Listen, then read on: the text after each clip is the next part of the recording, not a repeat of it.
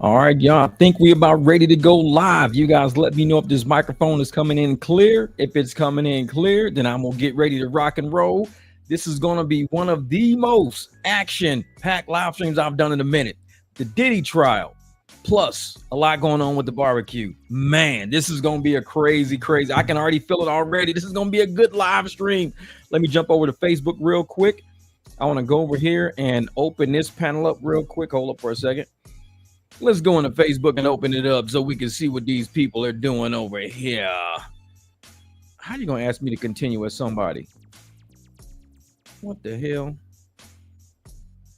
Oh, now it's trying to say log in. What happened to my thing? It's not letting me log in. Let me hold up for a second. It's not letting me log in this way. Let me go in this way real quick. Facebook is not letting me log in. Let's see if I can come in this way. Oh yeah. Okay, now it lets me go in through the. All right, it wouldn't let me go in through Google, but it's letting me go through not StreamYard. Dang it! Come on, thing. Come on, open up. Oh, it's going super slow. This is why I don't like this one. Hold up.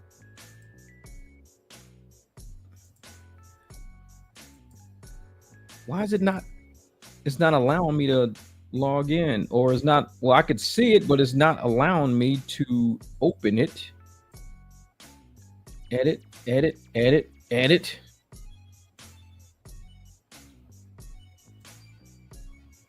Okay, it's not discard. All right, it's not letting me open it on Facebook for some reason.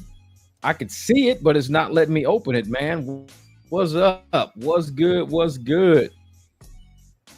Telling you, man, old man shit. I'm saying, hey, I ate all the barbecue. No, what's up, Lisa? What's good? You know what I'm gonna do? Because I'm gonna remove Facebook's on there. Delete on Facebook. Yep, I'm taking it off of Facebook. Remove. Whatever. Cancel. Whatever. I ain't even gonna worry about it then. I ain't even gonna stress that shit, man. No, it's because I restarted my computer for some reason, and now that I restarted it, it won't allow me to go to Facebook through Google. I can go through it on my phone and everywhere else, but it won't let me go through it on Google Chrome. So I'm like, whatever. I'm not even doing it, man. I'm not even worried about it. I'm over it already. I'm over it. And like I said, I don't know what's wrong with Google, because on this computer, this is my old laptop, and I'm going through Google Chrome. For some strange reason, it's always on one bar on Google Chrome saying connection is unstable. But if I go to any other computer, it's strong. Even on the computer on the bottom, it says my connection is excellent, everything like that. I don't know, man. It's just like today, they just messing with me. The internet's messing with me today. They want to do this. They want to do it to me. I'm like, come on. What up, Shuri Picks? What's good? Slide Too Raw, my man. On his old man. Hey, it's been a wild day, man. I done already went swimming today, man. I done already kicked back, relaxed, had 2 clients, made about $100. Man, I'm good. Too easy. And it was just real easy, man. Yeah, happy 4th of July.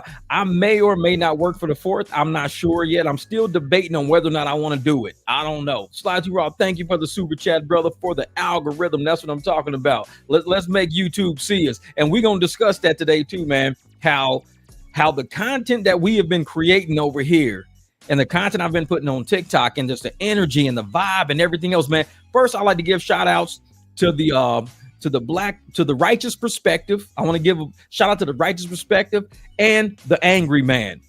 Now, those are 2 massive YouTubers here on YouTube. I mean, these guys, million subs. These guys they're big, and they're grabbing my little content and they're like featuring it on their channel.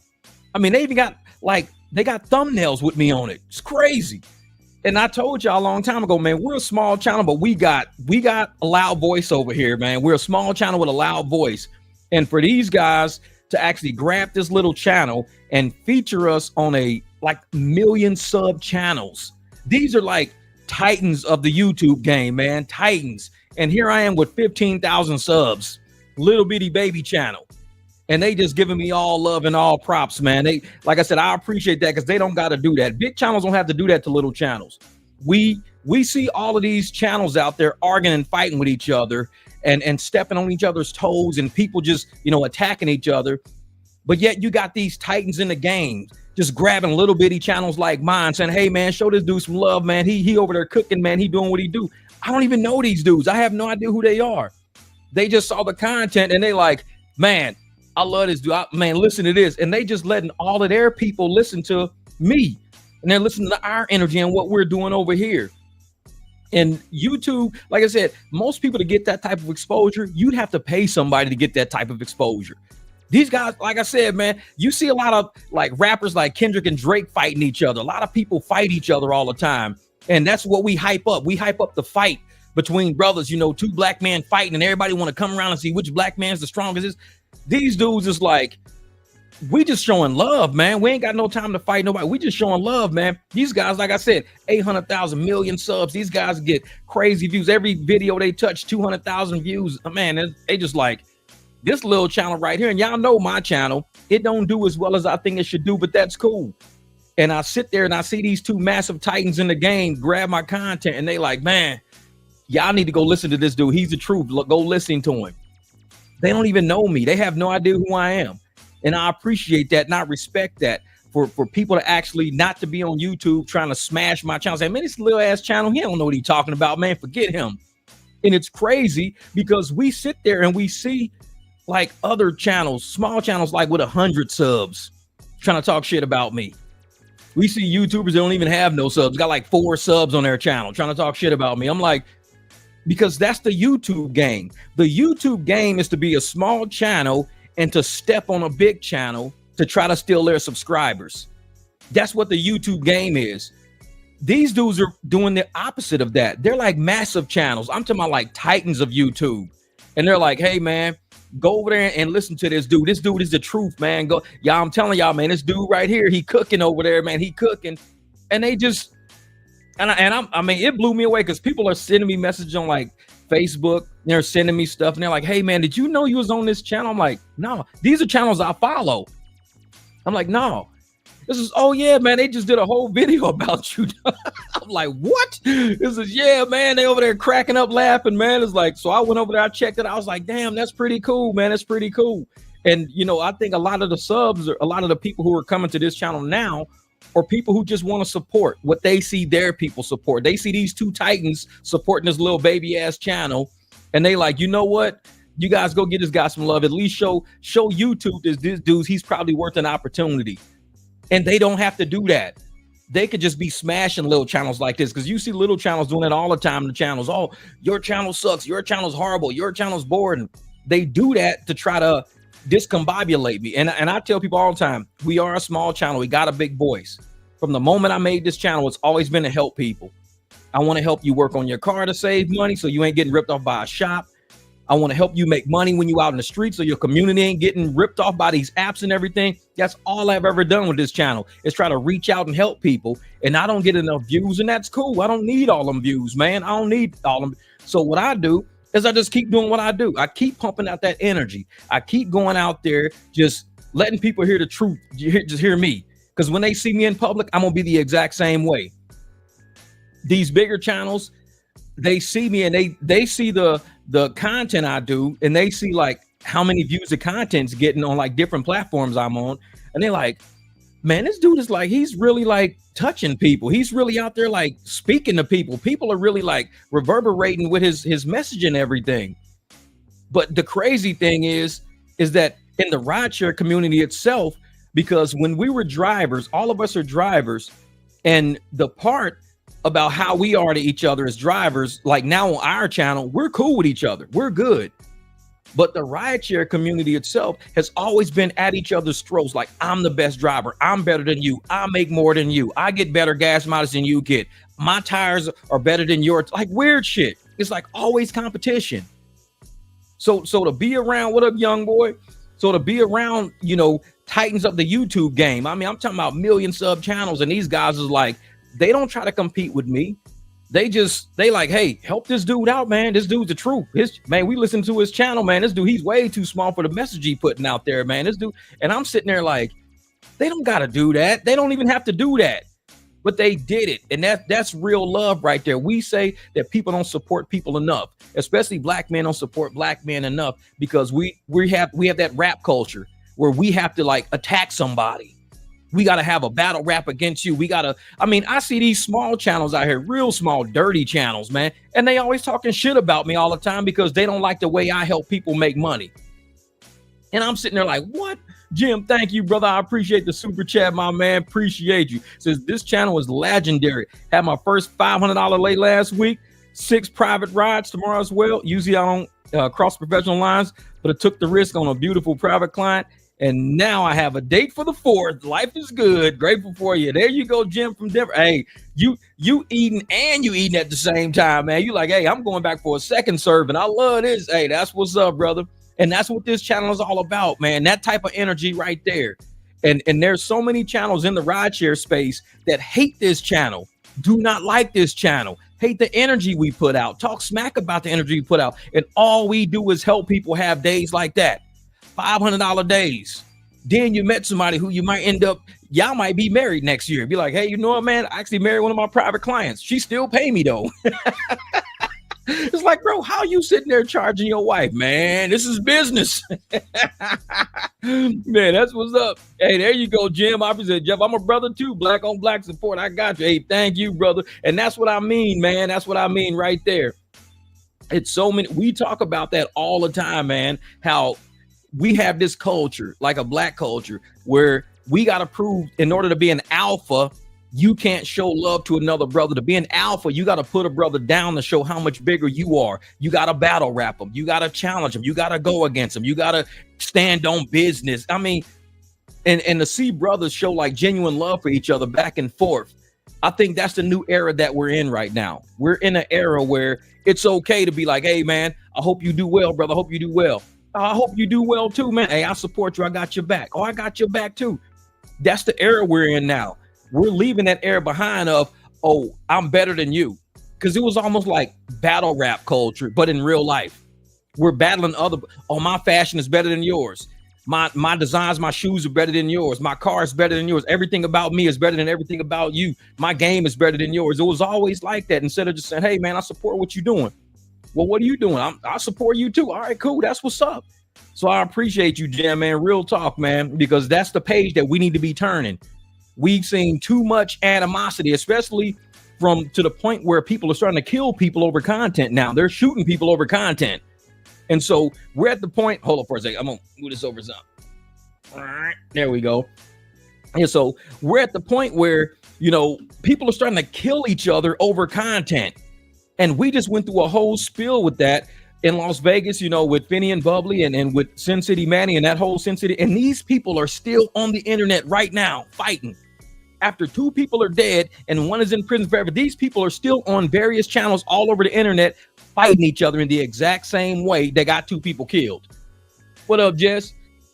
And it don't make, these, and everybody was like, dude, these were 2 little bitty baby YouTubers, man. They weren't even like big YouTube. These were baby YouTubers. And they were arguing over content. And, I did a few videos about it. And, I look at myself as a small creator. I only got 15,000 subs, small creator. So to see people out there with 800,000 subs, 1 million subs, 1.3 million subs coming to my channel and going, hey, man, we want to put your content on our channel. They actually putting like my face and everything on their thumbnails and shit. They're like, dude, we want your content on our channel. We go from people killing each other just a couple of weeks ago to people saying, hey, man, we want to include you in the sphere that we're in for content. We want to do that. And it's like, what the hell's going on with YouTube right now? Because you see all these groups fighting each other, hating each other's channels, hating each other's content. And you got these bigger YouTubers out there who they don't want nothing to do with these little YouTubers no more, because now they see what these little YouTubers are doing. It's all just people arguing and fighting over small shit, over subs. I want more subs than you. I want more subs than you. It don't even make a difference. Lisa said, hey, I got you. 14 more to me. Hey, you gonna get there, lady. I had 8 for the longest time. I had 8 subs. And so when we sit there and we see these little content creators and all these little fractions and factions of subs fighting each other over views, like stupid stuff. I mean, it feels good for somebody to be sitting. I mean, when you see these other channels I'm talking about, these guys are way above like our pay grade, and they're actually reaching down, grabbing a mic drop, and they're like, hey man, we're gonna pull a mic drop up.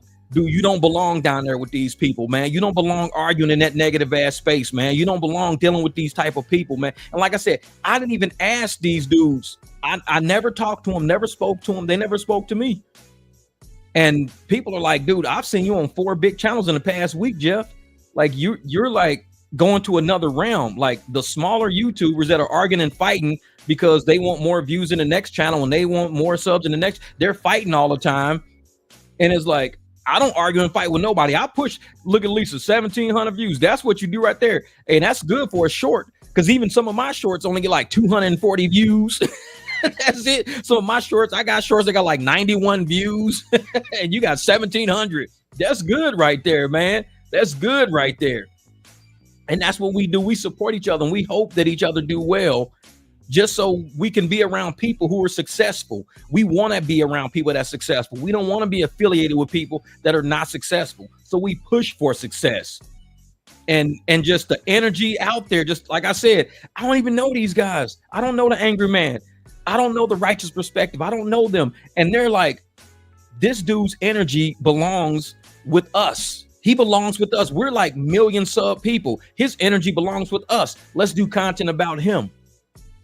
And they're giving us exposure here at the barbecue. So, you know, anybody, if I'm getting exposure from these guys, then anybody I expose on my channel is going to all of a sudden get exposure, because these million people channel, these million sub channels are picking me up like, hey, y'all check out the MicDrop, blah, blah, blah, blah. And I'm sitting here like, hey, check out Rideshare Lisa. And they're like, shit, it's trickled down. We all helping each other. We're all feeding each other. And that's why I said, if you support this channel, if you're in my membership group, if you giving super chats, you doing what you can do, this channel is going to be something, not just for me. It's going to be something for everybody. I already know all the haters that are out there that can't stand my channel. We already know that. And I told them from the get-go, when this channel gets to where it's getting and we doing what we doing, I don't want them haters coming up like, what's up, bro, man? I know we had a little beef. No, it ain't about having a little beef. Good luck, because a lot of people try to hold this channel down. A lot of people try to talk shit about this channel and keep it down. And it's still taking off in the way it should, I believe. It's not a fast takeoff. It's a slow, you know, gradual takeoff. People are seeing the content. Just when Logan told me, dude, just start a TikTok, and this is what you need to do on TikTok. The TikTok is what turned everything around that gave this channel so much exposure, because I named it the exact same name. So when people on TikTok see it over here and back and forth, they go, oh shit, this is the dude right here. I go over to the Angry Man's channel, or I go to Righteous Perspective channel, and I'm talking to people and they're like, hey bro, you the truth, man. I was just watching one of your videos, man. Hey man, shout out to you, bro. And I'm on other people's channels talking to their subs, and they know who I am when I'm just sitting there hey man, I'm watching your channel. My cousin actually drive Rideshare. I told him about your channel, man. I'm like, dude, I appreciate it. So what that does is, when people are on this channel and we showing each other love and we taking care of, we supporting each other, it's going to trickle. Because when people come to see what's going on at the barbecue, hey man, I'm gonna come check out what's at the barbecue. It's just me and my people here. We at the barbecue, and everybody's going to get the exposure at the barbecue. This is how it's going to work. And I'm one of those content creators that believe in taking care of the people that take care of you. We got a lot of haters out there. I don't even talk about the haters, because the haters want exposure. A lot of little channels with 4 subs, 6 subs, they want to always try to put my name in bullshit everywhere over the internet. I see them all the time. I never mention them. I never talk about them, because they want to get that reaction out of me, so they end up in my content. I'm not stupid. They want to end up in my content. But the fact that I'm focused on my grind, I'm doing exactly what I should be doing. My content on I got 4 different channels. All my content is spread out. Because like I said, when I'm fishing in 4 different areas. I'm not doing all 100% rideshare content, because that's not going to get me anywhere. So I'm doing all different content. And now it's finally reaching the 1 million sub channels, the 800,000, the 500,000 sub channels. This is going to go somewhere. I believe it is. And I just, I appreciate you guys for supporting the content all the way up to this point, because it would have never made it this far if you guys wouldn't have just stuck with it, been out there doing exactly what we say we're going to do, showing people how this channel works, the information on this channel works, and everybody's eating.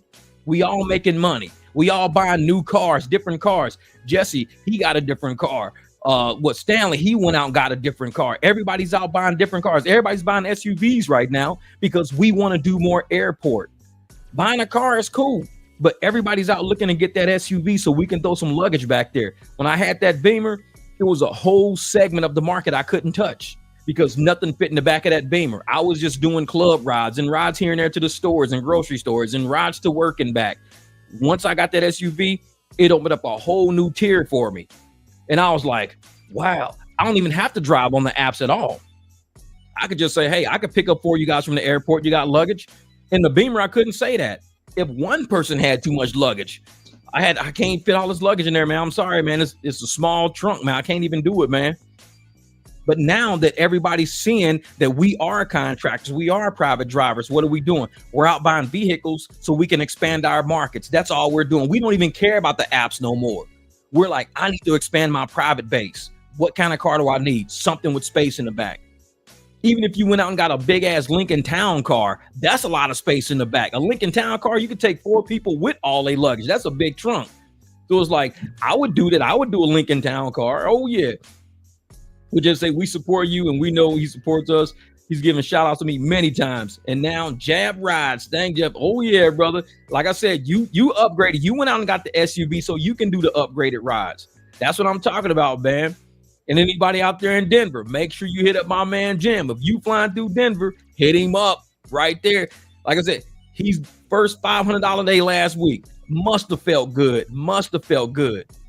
$500. And this is a hard market to make. If I'm on the apps, I might make probably about, I don't know, it had to be all black rides. If I'm not doing anything but black rides, I could probably hit about $250, $300 in a day doing only black rides. Because they'll give you like $40, $60 rides, stuff like that. But you're only getting 4 of them. Now, if I'm doing, a full day, a 10-hour day, and I'm doing Excel, Black, Lyft, and all that, I'm gonna have to do like 20-something rides, man, just to cover $500. I'm gonna have to do like 20 rides. It's got to average out at least $20, $25 a ride, but I'm getting a bunch of $7 rides, $8 rides, $3, $4.95 rides. And I'm trying to average a $20 ride. You can't keep doing $4 rides and average a $20 ride unless you're getting rides for $60, $70. So I got to get the black SUV rides just to balance it out. I'm still going to end up doing 20 rides just to make $500. So like I said, to have a $500 day on 6 private rides, that's damn near $100 a ride. Almost $100 a ride, man. That's what I'm talking about. That's good money right there. This is Yo Beamer need a BBL. I need to get that big 7 series, man. That's what I need, that 7. The 3 is fun, though. That 3 is fun. The Air Lab say, I love haters. That's why I own 3 businesses. Now it drives you more. Keep going. Never give up. That's right, brother. That's right, Air Labs. And that's the thing. Even from the moment I started this channel, it was a lot of people saying this channel wasn't going to make it. I cuss too much. I say shit too much. I'm always, I don't know what I'm talking about in rideshare because they've been doing rideshare since Uber and Lyft first came out, and I didn't start till 2019. I mean, I was hearing all kind of crazy shit about this channel ain't gonna make it nowhere. Everybody wants to start a channel. Everybody gives up and quits. Everybody was projecting. All these haters are projecting what they went through, trying to get me to stop. I'm like, don't try to project on me. If you want to do something with your life, do it. Even today in the comment, what up, Phyllis? Even today, it was a comment out there telling somebody, well, people, it's good to try different things, but everybody need to learn to stay in their lane. I'm like, there is no such thing as a stay in your lane. Anybody who thinks in their head, stay in your lane, you've automatically been an employee for too long. There is no lane out there. People like Elon Musk slept on the floor in college, started this little app called PayPal. He was in his lane, sleeping on the floor. Started a little app called PayPal. Now he's the world's richest man now. There is no lane. If I can sleep on the floor in my dorm room and end up becoming the world's richest man, then there is no lane. What do you mean stay in your lane? The only people who think that way are the people who are scared to get out their box. There is no box unless you put yourself in a box. I tell everybody, and even my son, hopefully he watches these videos. He knows the Escalade I got sitting next to my house. The Escalade I got sitting next to my house. Him and I slept at gas stations in that Escalade with towels in the windows so people didn't bother us while we were sleeping. Now I got the second biggest house in the neighborhood now. I own this house. So how did I go from sleeping in that Escalade I got parked next to this house, and I'll never sell it because that reminds me of where I come from, And now I got the second biggest property in the neighborhood now. There is no box. You put yourself in a box, that's where you're gonna die, in that box. I don't have a lane. So don't ever come my channel and say, oh man, you should just, people should stay in their lane, man. Stay in their lane. It ain't no lane. If you think you in a lane, then you stay in yours. I ain't got no lane. People can cruise. Everybody be like, hey man, sell me that Escalade, man. Oh, nah, you don't want that Escalade, man. You don't want it. That Escalade got me and my son through a lot of tough times, man. That Escalade had engines in the back of it, transmissions in the back. We was making money with that Escalade. Homeless, making money in it, renting couches off of people, renting rooms off of people. Eventually, we bought this house. But that's why that Escalade sits next to this house, because that reminds me of where I come from. I ain't getting rid of that. That's my grounded. When I walk around the corner, I see that big ass car cover over. I take the car cover off. I get in, I fire that that big 6.0 engine. I used to sleep in that at the gas station. Now I got a 4-bedroom house with a pool in the backyard. This is all mine right here. I got 4 cars on the property. I can fit about 12 cars on this property. That's how far you can go in life if you're willing to push yourself past all the haters, all the nonsense, all the bullshit. Stay on your grind. Stay focused. When people was telling me this channel wouldn't be nothing, I stayed focused. Made it past 1,000 subs. Got monetized. Oh, you ain't gonna do it. It's gonna get demonetized. You cuss too much. You ain't gonna get been monetized ever since I hit 1,000. They never got demonetized. Walk past them haters. Keep going. Got on TikTok. Got on Instagram. Keep pushing content. Now we got people that got 1 million subs on their channel, 1 million sub channels, reaching down to the barbecue, grabbing my content to put on their channels to show people, hey, this is who we affiliated with, y'all. I got 1 million subs. I'm affiliated with this little guy. This little guy got 15,000 subs, but we respect him. He belong up here with us. Y'all go check him out. This dude is and I never asked him to do that. I don't even know those guys, but they looking out for me. Brothers looking out for another brother. So, and like I said, my man Jim from Denver, the same way. He can say, this is out too. Just, amen. Man. So I'm glad you never gave up on your motivation. Rents could be a channel on his own, man. Hey, Sly, man, I'm going to tell you right now, man. Anybody know me, man, when I get in my zone, I'm an accountant. And accountants have to be a little OCD because we're trying to balance out the zero. And you can't stop an accountant from finding money on this spreadsheet. You got 1 million sales on this spreadsheet. You got 1 million different ways this money can be hidden anywhere in this spreadsheet. We're auditors. We're going to find that money. We're determined. You take somebody with an accounting degree, that's a determined person. Do you know how many people go to college for accounting, drop out of accounting and just do business or management or something like that? Because accounting is a very finite, very hard degree to get. It's not an easy degree to get. So if you see somebody with an accounting degree, it's like, oh, you're not just business? No, I did accounting. Oh, well, shit. Yeah. You're taking mergers, acquisitions. You're taking some very finite shit. So that means your brain must work in a very determined way. When you want to get something done and you want to do it, oh, you know me, man. I'm not going to give up till it's done. People told me, oh, man, you're going to be able to run track. I didn't start running track till I was a junior in high school. There was people running track when they was little kids. I didn't start running track till I was a junior in high school. I was 15, 16 years old when I started running track.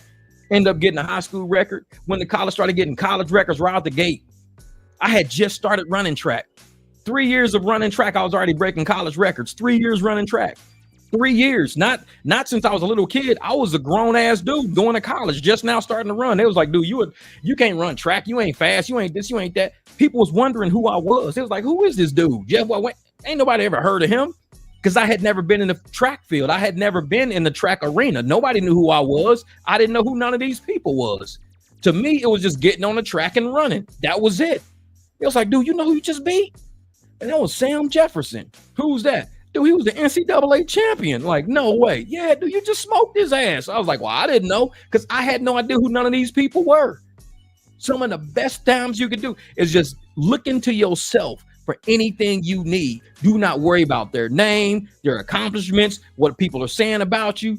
You get out there and you do it. You will amaze yourself at what you can accomplish. The first time I ever rebuilt the transmission, I think it was what was it? I think it was a 4060E. It was actually a Chevy transmission, an old school Silverado. It was like a 90s or something. I don't know. It was an old ass Silverado. Took the transmission out, and I'm an accountant. So I said, well, this is how you got to do it from an accounting standpoint. If I'm looking at a problem in accounting, You start pulling things out of accounts, you keep it organized. If I pull it out of an account, I got to know what account I just stuck it into, because I may have to reclass it back to where it was. So you got to have a photographic memory of where all these numbers went, because you need to know what account. Was it a 4 account? Was it a 3 account, a 2 account, a 1 account? What account was it? Balance sheet, income statement, where did I put that? So you got to have like a photographic memory of where you stuck all this money.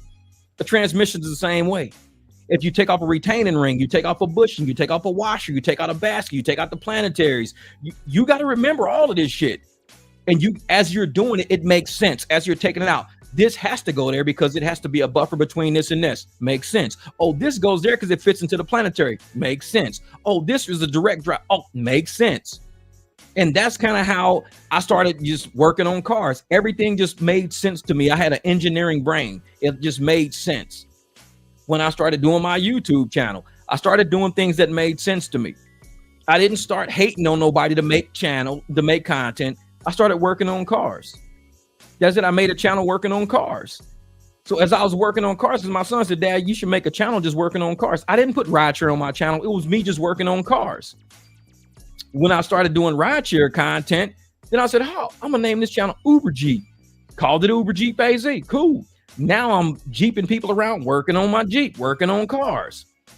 It was always a plan of looking ahead to see what I could do with it. It was like engineering the channel together. And there were so many people out there who didn't like the way I was doing it. All haters out there. Oh, you ain't this and you ain't that. You ain't this and you ain't that. Started doing rideshare. You ain't done it long enough. I done did rideshare way longer than you've been alive or whatever. And just weird shit. Just haters. Just haters come out the woodwork. And I think a lot of time people will hate on you when they know you can actually make it. And they just gonna be jealous if you make it. So what do they say? I need to stop this person from making it. Because if they actually make it, I'm really gonna hate them. I hate them already, but if they make it, I'm really gonna be a hater. So let me try to hate on them enough so they don't even try to go nowhere. And that's how I just overlooked it all. I just kept walking past it all, just kept going past it all. And at some point, the channel just started taking a mind of its own. And I even said earlier this year in 2025, I said, hey, y'all, 2025, I'm an energy person, 11/11. I said, this channel's going to do something this year, y'all. I think it's going to do something this year. I didn't know how. I just felt it. I said, it's going to do something this year. Lo and behold, the giants in the game, the bigger YouTube channels, the giants in the game, they started saying, hey, you know what? This dude right here, man, he the truth. Let's grab some of his content. Let's introduce people to this dude right here. He needs an introduction to our space. I never asked him for that. I thank him for it, and I'm very grateful for it. And it's like it's a blessing that somebody can actually come to a channel this small, not want to compete against me, not want to try to beat me down or berate me and say that channel ain't shit, that channel boring. I've had people say that about your channel's lame. I don't even see how you even got subs. Your channel's lame. People say that shit, and I'd laugh at them. I'm like, man, get out of here. Your ass got like 300 subs on your channels. Get away from me. You little, man. You little. And they'll come over here hating on me, trying to knock me off my grind and keep me from doing what I'm doing. And what do? Keep grinding at it. I keep going over on YouTube. Haters telling me sometimes, like, y'all know, I love my dogs. My dogs to me are like my kids. I post my dogs all the time. I've had so many, used to have a whole photo album of just my dogs on like Instagram and everything else, man. I love my dogs. There are haters out there talking shit about me because I post my dogs on my content saying I'm trying to gain sympathy. He's trying to gain sympathy. He keep posting dogs in his channel. He's trying to gain sympathy. Like, what, you think my dogs are something's wrong with them? These are great animals. I love them dogs. Ain't nothing wrong. You post sympathy for something that you want people to feel sorry for. You can't feel sorry. My dogs are spoiled. They got the ideal, like they swim, they eat barbecue and shit, like they eat steak. My dogs eat steak. How you gonna feel sympathy for dogs that eat steak? Oh, he trying to get sympathy. He always putting his dogs online because he want to get sympathy. I'm like, no, that's just another hater. That's how haters try to come at me. Like I'm gonna stop posting my dogs because somebody said, oh, he's just trying to get sympathy. He keep posting dogs. Haters. And it's people like that who channels never go nowhere. People see through them and they see exactly who they are and they get laughed at. They go, oh, why are you worried about who's posting who's? People post cats, dogs. They post these pet snakes. People got pet goats and pet chickens. How you gonna be mad at somebody because they posting their dogs on the channel? He trying to get sympathy. That's the only reason why he putting them dogs on his channel. He trying to get sympathy. Please. I love my dogs. I've had dogs my whole life. I've got Polaroid pictures with me and my Cocker Spaniels. And those were Polaroids. It wasn't no internet back then. So what, I'm taking Polaroids to get sympathy now? It's like, but that's yeah, exactly. They projected, man. They just projected. Just projecting. And I sit there and I just say, hey, always speaking the truth, even before it happens. Man, I think I just speak life into just energy, man. Energy and life. I just believe things are gonna happen. I believe things are gonna happen. A long time, and this is a funny story. You say that, Jesse. When I was little, we used to rip and run through the neighborhood all the time. And I used to tell people, I said, hey man, one day I'm gonna be on TV. I'm gonna be on, and I'm like, I'm probably in the 4th, 5th grade. I remember this. I was in Memphis. I used to run around, man, I'm gonna be on TV one day. I'm gonna be on TV. I used to say that shit just to fuck with people. And you ain't gonna be on TV. I said, I'm gonna be on TV one day. I started playing sports. I didn't know how I was gonna get on TV. I started playing sports. I was on TV every week because I was always winning all the races in St. Louis. All the news crews kept interviewing me all the time. Man, who are you? Who are you? Everybody wants to know who you are. You winning all these races. You just coming out of the woodwork. Oh, I'm Jeff from Kirkwood High. You know, this and that. And people had no idea who I was. So I was always on TV. I didn't know I was gonna be on TV. I just said that shit when I was like 4 or 5 years. I was like, I'm gonna be on TV one day. I'm in the 4th grade saying that shit, and it actually happened. It's like, oops. But it's just it's energy, man. It's just putting out positive energy, radiating, getting the right people to come to your space. And like I said, man, and it's got a lot to do with the subs on this channel. I'm not gonna lie. It has a lot to do with the subs on this channel because I have seen channels out there over the past few weeks, ever since Finney and Bubbly died. I have seen channels out there. It's a black hole of energy, man. A black hole of energy. And honestly, I don't see those channels ever making it nowhere past this situation. That's the sad part. Their entire existence is based on the death of 2 people. It's channels, man. Their entire existence is based on the death of 2 people. Outside of that conversation, there is no other content. So those people's families got to get online every day and see these people arguing and fighting 2-3 hours straight about the same thing. They're dead family members. There is no positive energy going back and forth. There is no solutions going back and forth. There is no foresight going back and forth. It's just a whole bunch of rehashing old shit all day, every day. And it's usually negative. The subs make that happen. So when you guys come on my channel and we talking about money, just like Jim came in, he says, hey man, I had 6 private clients, $500 the first time, brother. I hit 500. That's a sub saying that. That's energy coming in, letting people know it's possible. Go out there, get your private clients up. Go out there, get that money. It's out there. A lot of channels ain't like that, man. They come into the room, oh man, these apps is dead, man. We got to just keep taking these shit rides and just work more hours. Like, no, these apps is dead. So we go straight to the source of money. We got a solution on the back end. These apps is dead. Go straight to the customer. These apps is dead. Get your business cards. These apps is dead. Go out and market yourself. We come with a solution on the back end. A lot of people come with a problem and they stay with that problem, hammering on that problem. And that's why they wonder why they never get out of that hole, man. And hey, Sly, I'm telling you, man, this channel, it's a problem channel. And I say it's a problem channel because I deal with working on cars. Shops don't like that. Shops don't like the fact that I can tell somebody how easy it is to change an alternator on a Jeep. See, I deal with problems. I deal with busted alternators on Jeeps that you can for $129, not $700 like the shop want to charge you. I can get you to get a transmission fixed for, $400 in parts, not $4,500 like the shop want to charge. This is a problem channel. This channel takes every problem that we have and I come with a solution on the back end of it. This is a problem channel. Just like that dude in Vegas when he had that news interview, he says, man, them business cards going to be a problem. Them business cards going to be a problem. That's what one of the legislators said. He was either the legislator or he was the sheriff or something out there. I don't know.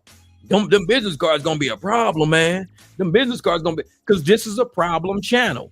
We take problems, we absorb it, we negotiate, we talk about it, we debate it, and we come up with a solution. It's not a lot of channels like that. And I give y'all a lot of credit for that, man. Y'all get a lot of credit because y'all here for it. A lot of people hate this channel because it's a channel that fixes problems. A lot of people got that victim mentality. They want to be victims. Oh, I'm a victim. I'm a victim. Somebody feels sorry for me. I'm a victim. You a victim of what? I ain't making enough money. You got business cards? No. All right, that's the first problem. You got private clients? No. That's the second problem. Are you an independent contractor? Yeah. Then why don't you have the first two? What's your problem? So see, we're a problem channel. We will debate and negotiate and break everything down, teach people how to fix the problem. I got BMW technicians on my BMW videos. Man, we was wondering how you was doing this, man. I'm glad you posted this video. We wonder how the factory put that in there. Glad you posted this video. These are BMW technicians. Oh, we BMW techs, man. I'm about to do this job right now. We got the car in the bay right now. Hey, that's what it is, man. This is what we do. That's what we do. So I ain't making enough money. Just let me borrow a do-rag. See, if you see it, it's gonna bleed it. What's that say? Is that 11/11? I got my tattoo last week. Nah, just kidding. Hey, you got to get that 11/11 tat, man. That's what it is. That's what it is. Young boys today, they prey on them pigeons. As long as them pigeons stay, they can keep taking advantage of them. That's why this is a problem. Exactly. I'm telling you, young boy, hey, run the likes. Pain wins is run the likes. And that's what we say. This channel is a problem channel because people don't like to face. We come and we face the problem head on and we say, this is how we're going to solve it. We don't protest. We don't go out and strike. We don't have poster boards. We don't got popsicle sticks. We ain't got none of that shit. We have nothing to say to Dara, David. We have nothing to say to none of them. They going to be mad at us before we get mad at them because we going to be in the streets collecting this money. I'm not worried about calling them. I'm not trying to send them an email. I'm not trying to send support a message all day, every day. I send support one message every week or two if they try to screw me on money. That's it. Other than that, I don't got nothing to say to support. If a ride drops, guess what? I know how to fix that next time. As soon as I get the ride, start ride. It's like, I'll fix that shit real quick, man. That's the second time this ride dropped. Guess what I'm going to do? The very next time, start ride. Yeah, it ain't gonna drop now. You can do it if you want to, because I'm gonna start ride. Call it, hey, I'm on my way right now. I had to start the ride because something wrong with the app. It keeps dropping. So I'm gonna show up. Don't worry about it. I'm on my way right now. I know exactly where you are. You can't see me on the app. I'll be there. Okay, all right. So don't worry. I'm on my way. So I just had to start the ride because the app is messing up. I'll let the customer know.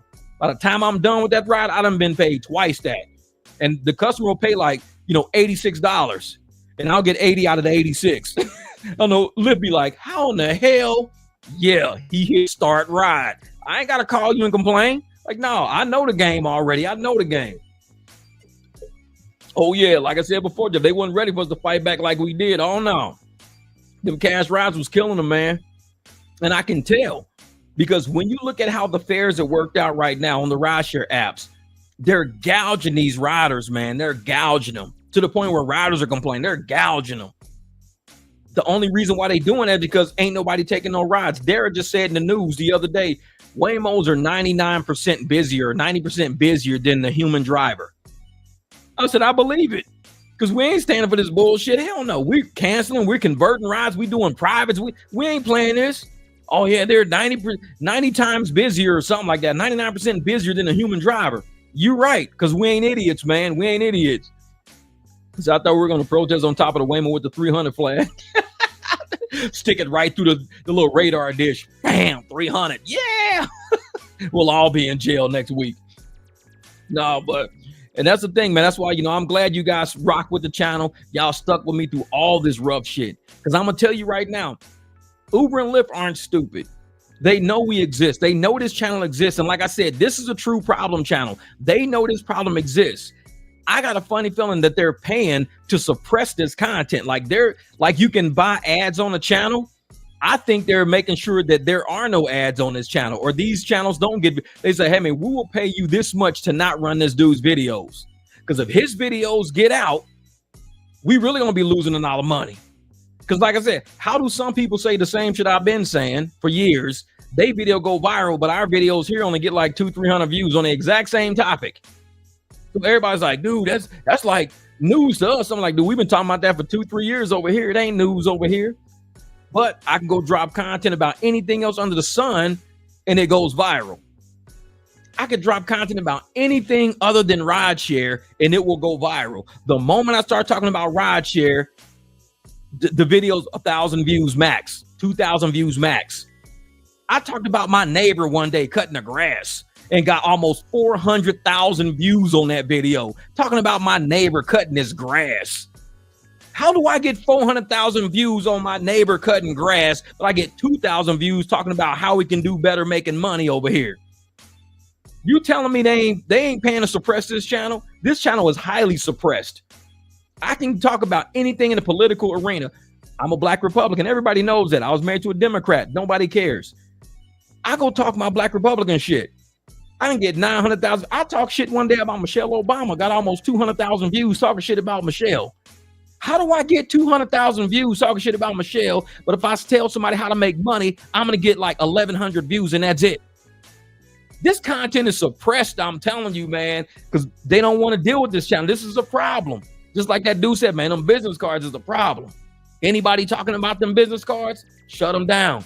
Anybody talking about private clients, shut them down. Anybody, shut them down. We don't want to hear that barbecue shit. Shut it down. I can go to, and that's why I'm glad the bigger channels grabbed my content and they started presenting my content, because that helps me out. That opens up that whole arena of new people that can say, hey, you know what? This dude, he kind of know what he talk about, man. Let's go over there. Let's go over there and have a conversation with his subscribers. My subscribers are business people. All my subscribers are business people. They all waiting right now with car keys, ready to save you money. That's why they hide in this channel. All my subscribers are business people. We the 300. We over here waiting with car keys like, you need a ride? Here's my card. This whole channel is like that. I mean, you can go to Denver, you can go to Nashville, you can go to Memphis, you can go to Phoenix, you can go to LA, you can go to Seattle, wherever you go, Atlanta, Houston, wherever you go on this channel, we got drivers with a set of car keys and business cards. They don't like this channel because this channel is a problem. Wherever you go in America, New York, there's somebody in the 300 sitting up in New York right now with a set of car keys and a business card. Like, oh, you need it?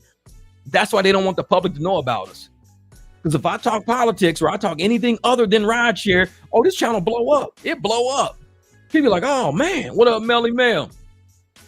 People be like, man, your content is crazy, dude. Man, I saw you on this channel. I saw you on this channel, that channel. Yeah. Talk about rideshare. I ain't never heard of this channel before. I just found you. How did you just find this channel? Man, I've been doing rideshare since 2018. I ain't never heard of this channel before. For real. It's like, yeah. What up, Albert John? My brother down in San Diego. We got 300 in San Diego. That's what I'm talking about. Melly Mel down in Texas. That's what I'm talking about. We got 300 everywhere. This channel ain't nothing but business people over here. All business people. They start putting hashtags in them big names like Trump, Diddy, even Israel, just see if that changes visibility. I know. Well, I do want to talk about the Diddy trial, because on that Diddy trial, because y'all know me, I'm a legal person. So I've been kind of watching the Diddy trial. I don't really talk about it because I'm a firm believer, and we can put content out, but I don't know, man. I think the FBI and the CIA be looking at certain channels, man. Like if we get too close to hitting that truth, sometimes they be like, hey, go knock on that dude's door. Tell him cool that shit out. But the Diddy trial, the racketeering is the only thing they got an issue with. So counts 2, 3, 4, and 5, I think he's guilty on, because he's in court looking sad as hell. This dude hand is in his head. He's like this. He's wiping his eyes. He's just, man, I think 2, 3, 4, 5 is guilty. He's done guilty. 1, racketeering is kind of hard, because with racketeering, you got to implicate all the people who are involved in it. So if you want to racketeer, and if they only want Diddy and that's the only person they want, it's kind of like the Epstein list. They won't release the Epstein list for why? Because there's somebody on it they don't want nobody to see. I mean, if I was Trump, release it. But there might be other people implicated who may be tied in with Trump, because Trump said, I ain't on it. And not only is the Epstein, and I'm going to tell you what I think about the Epstein list. Epstein had an island. He had a whole island with the miniature airport. Are you telling me Epstein's plane was the only call number that ever landed on that island? I think it was helicopters landing on that island. I think it was other airplanes landing on that island. There's more than one call log. Has to be more than one flight log. There has to be logs with an S from different planes with different tail numbers on it. But they're not telling nobody. There's got to be a reason why. Same with the Diddy trial, with the RICO charge. There got to be a reason why they don't want to implicate a lot of people. Now, the one thing I will tell you guys about the recent Department of Justice, how they just arrested over 100 medical field professionals, 200 manufacturers and politicians and lawmakers. Over 320 people were implicated in the largest healthcare fraud scheme dealing with Medicare and Medicaid in the history of this country. Over 320 people, 100 of them were medical professionals like doctors and physicians and hospital staff. Over 100 of them were just people getting kickbacks for allowing this to go down, knowing they were doing fraudulent shit. Everybody's committing fraud. So when you think just because you're going to get Diddy or because you're going to get one person, it's like having a piece of yarn on a sweater. When you pull it, the whole sweater starts coming apart. You're like, oh shit, I thought I was just pulling like one piece. All of a sudden the whole sleeve's starting to unravel. Like, oh shit, you want to just hurry up and snip it before the thread gets too long. That's how these RICO cases are. That's how the Diddy case is. That's how the Epstein case is. They said, oh, we got a piece of thread. Same way U.S. aid. Department of Justice going after the healthcare people. When they start hitting everybody on these 1 million Social Security numbers that got stolen, and the lady who ran the Social Security division, she quit. The day Doge walked in the building, she resigned. She knew what was up. If the day she comes in and says, hey, you know what? Doge is going to investigate this. She said, I quit. I'm resigning. And a bunch of Democrats, oh, that's why she resigned. She's mad at Doge. No, she didn't resign because she mad at Doge. She resigned because she know what's coming down the pipe. Just like with this big ass thing. If you can get 100 doctors and physicians, you got them arrested, plus another 200 politicians and manufacturers and everybody else, over 320 people linked in to fraud, $14 billion of Medicare money on fake invoices, fake services, fake medications. I'm telling you, man, they've been milking the hell out of the American public, been milking us. So when this lady walked in, when Doge walked in the Social Security office, she was like, I quit, because she knew something's going on and y'all ass just got busted. So everybody's upset right now. And I'm like, keep pulling threads. Just keep pulling that thread. Keep pulling it. Hey, don't let them do you how they did Candace. You got to tread lightly when speaking the truth when it comes to certain topics. Oh yeah, I know, man. And that's why, I'm really careful, and I put a lot of things on my TikTok channel, and I'm gonna put a few things on my newer channel that's not monetized yet to see exactly how far it'll go, because I'm willing to test that out a lot. I don't do a lot with this channel because I know how quick YouTube will be like, oh, this is a controversial topic, or this is not a monetized topic. YouTube's notorious for that shit. There was just, Facebook actually monetizes people now too, right? So Facebook monetizes people. I didn't know that. I don't even deal with Facebook, but Facebook monetizes people. This guy the other day, he just got monetized this year on Facebook. He's a rapper. Dude got monetized on Facebook. This is I'm telling y'all, man, these apps, go out there and get your money. Motherfuckers wonder why I get my money away from apps and away from corporation. I walked out of corporate America. People wonder why, because these people are shady. Corporate America is shady. They all gonna be investigated by DOJ. So this guy got a Facebook. He's monetized. He blew up in March of this year. Blew up. Like, dude got like 109 million views. $28,000 they owed him. 28 grand. They deleted his Facebook account. Facebook deleted his Facebook account because they paid him like $1,000, like something like that. And he was like, ooh, I got $1,000, because he was a little creator. Ooh, I got $1,000. He got the grand. Shot through the roof. They owed him 28 grand. They shut his account down. After they shut his account down, he argued, fought, got it back. He produced some more stuff, ended up getting 6. So now he's over $30,000 because he got 6,000. So he went from 28 and 6. They've never paid him none of his money yet. So he's sitting at $34,000 right now. 34 grand is what they owed his man, and they won't pay him. This dude is owed $34,000 as a new creator, and they won't pay him. This is why I tell people, always have your own source of income. Do not rely on these apps, these platforms, none of this. Because if they want to pull a plug and play stupid, they will do it. They will do it. Oh, you got your American 70s? Okay, I see it. I see you, Abby. Oh, I'm gonna wear my American shirt this July the 4th too. You know it already. But yeah, if you're on jambt's.com, you can order your America shirt. You're not gonna get it by the 4th because today's the 1st. So if you would have went to the website last week and ordered an American shirt, you would have had it by now. But yeah, with the holiday coming up, yeah, they ain't running. The post office ain't running. But the thing is, and that's why I tell folks, even with the apps, with Uber, with Lyft, if you got all your money going through a digital processing corporation, you got people, and the dude said he called the Facebook headquarters, the Meta headquarters, and it was some people from India. And he was like, yeah, they weren't even American people. So you know that when they outsource, even when you're talking to people on Uber and Lyft, they're outsourcing all of their help. These people aren't even in America. So they could care less. They just pass the buck. They just, okay, we ain't got to worry about you. We owe you $2,000. Push it down the pipe. And they're going to keep pushing down the pipe till you get tired of hearing people who don't even understand what you're saying. And you're going to give up. That's how they retain money. That's how they make profits. They wait till you give up. But this dude, he chasing that 34 grand. He ain't giving up on that money.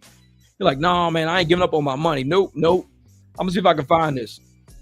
Let me see if I can go in here and find this thing real quick. Facebook owes 30K. Let's do like this. Facebook owes 30K. Where's this dude at? Where he at? Let me see. Facebook owes, I'll put creator. Owes content creator 30K. I'm trying to find this, man. Oh, it's not even in here. It's somewhere in my history, I know. Dang it, it's in my history, I know, but I'm not gonna be able to find it. I'm looking through this right now. It's not in here. That shit was funny though. It was super funny. Oh, yeah, I'm not gonna be able to find it. Forget it. I ain't even worried about it. What up, Mookie? What up? Yeah, but and I'm telling y'all, man, the way that these channels are working out, the way that, these apps are working out, get your money together. The video I just dropped this morning shows you exactly like, and I went pretty transparent with a lot of shit on that video I dropped this morning. And normally I don't go that far with transparency. Normally I'll show my bank account here and there, but I went pretty transparent. I show people a little more than what I normally do to show if you've been using, your community the way you should be using it, driving the way you should be driving, doing the envelope game. Like I've been like, hey, use the envelopes, man. And once you seal it, act like, don't even open it no more. Seal it and call it good. You will make moves in ways that you don't even believe it. It'll happen faster than what you think.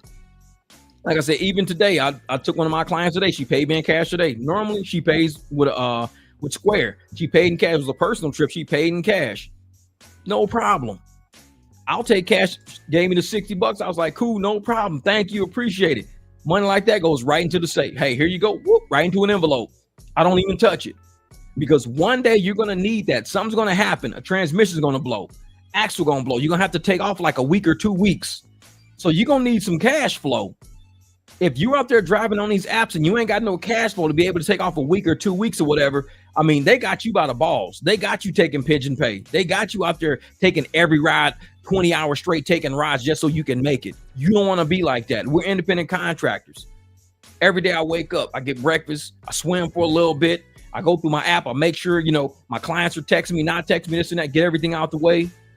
Don't ever let these apps think they got you, because once they realize they got you, they're going to treat you like they did the illegals over here. They're going, oh, we got them. They can't do nothing else but work. Sit them in the airport queue. Just sit them there for like 3-4 hours. They can't do nothing else. What they going to do? Drive around doing $3 rides all day?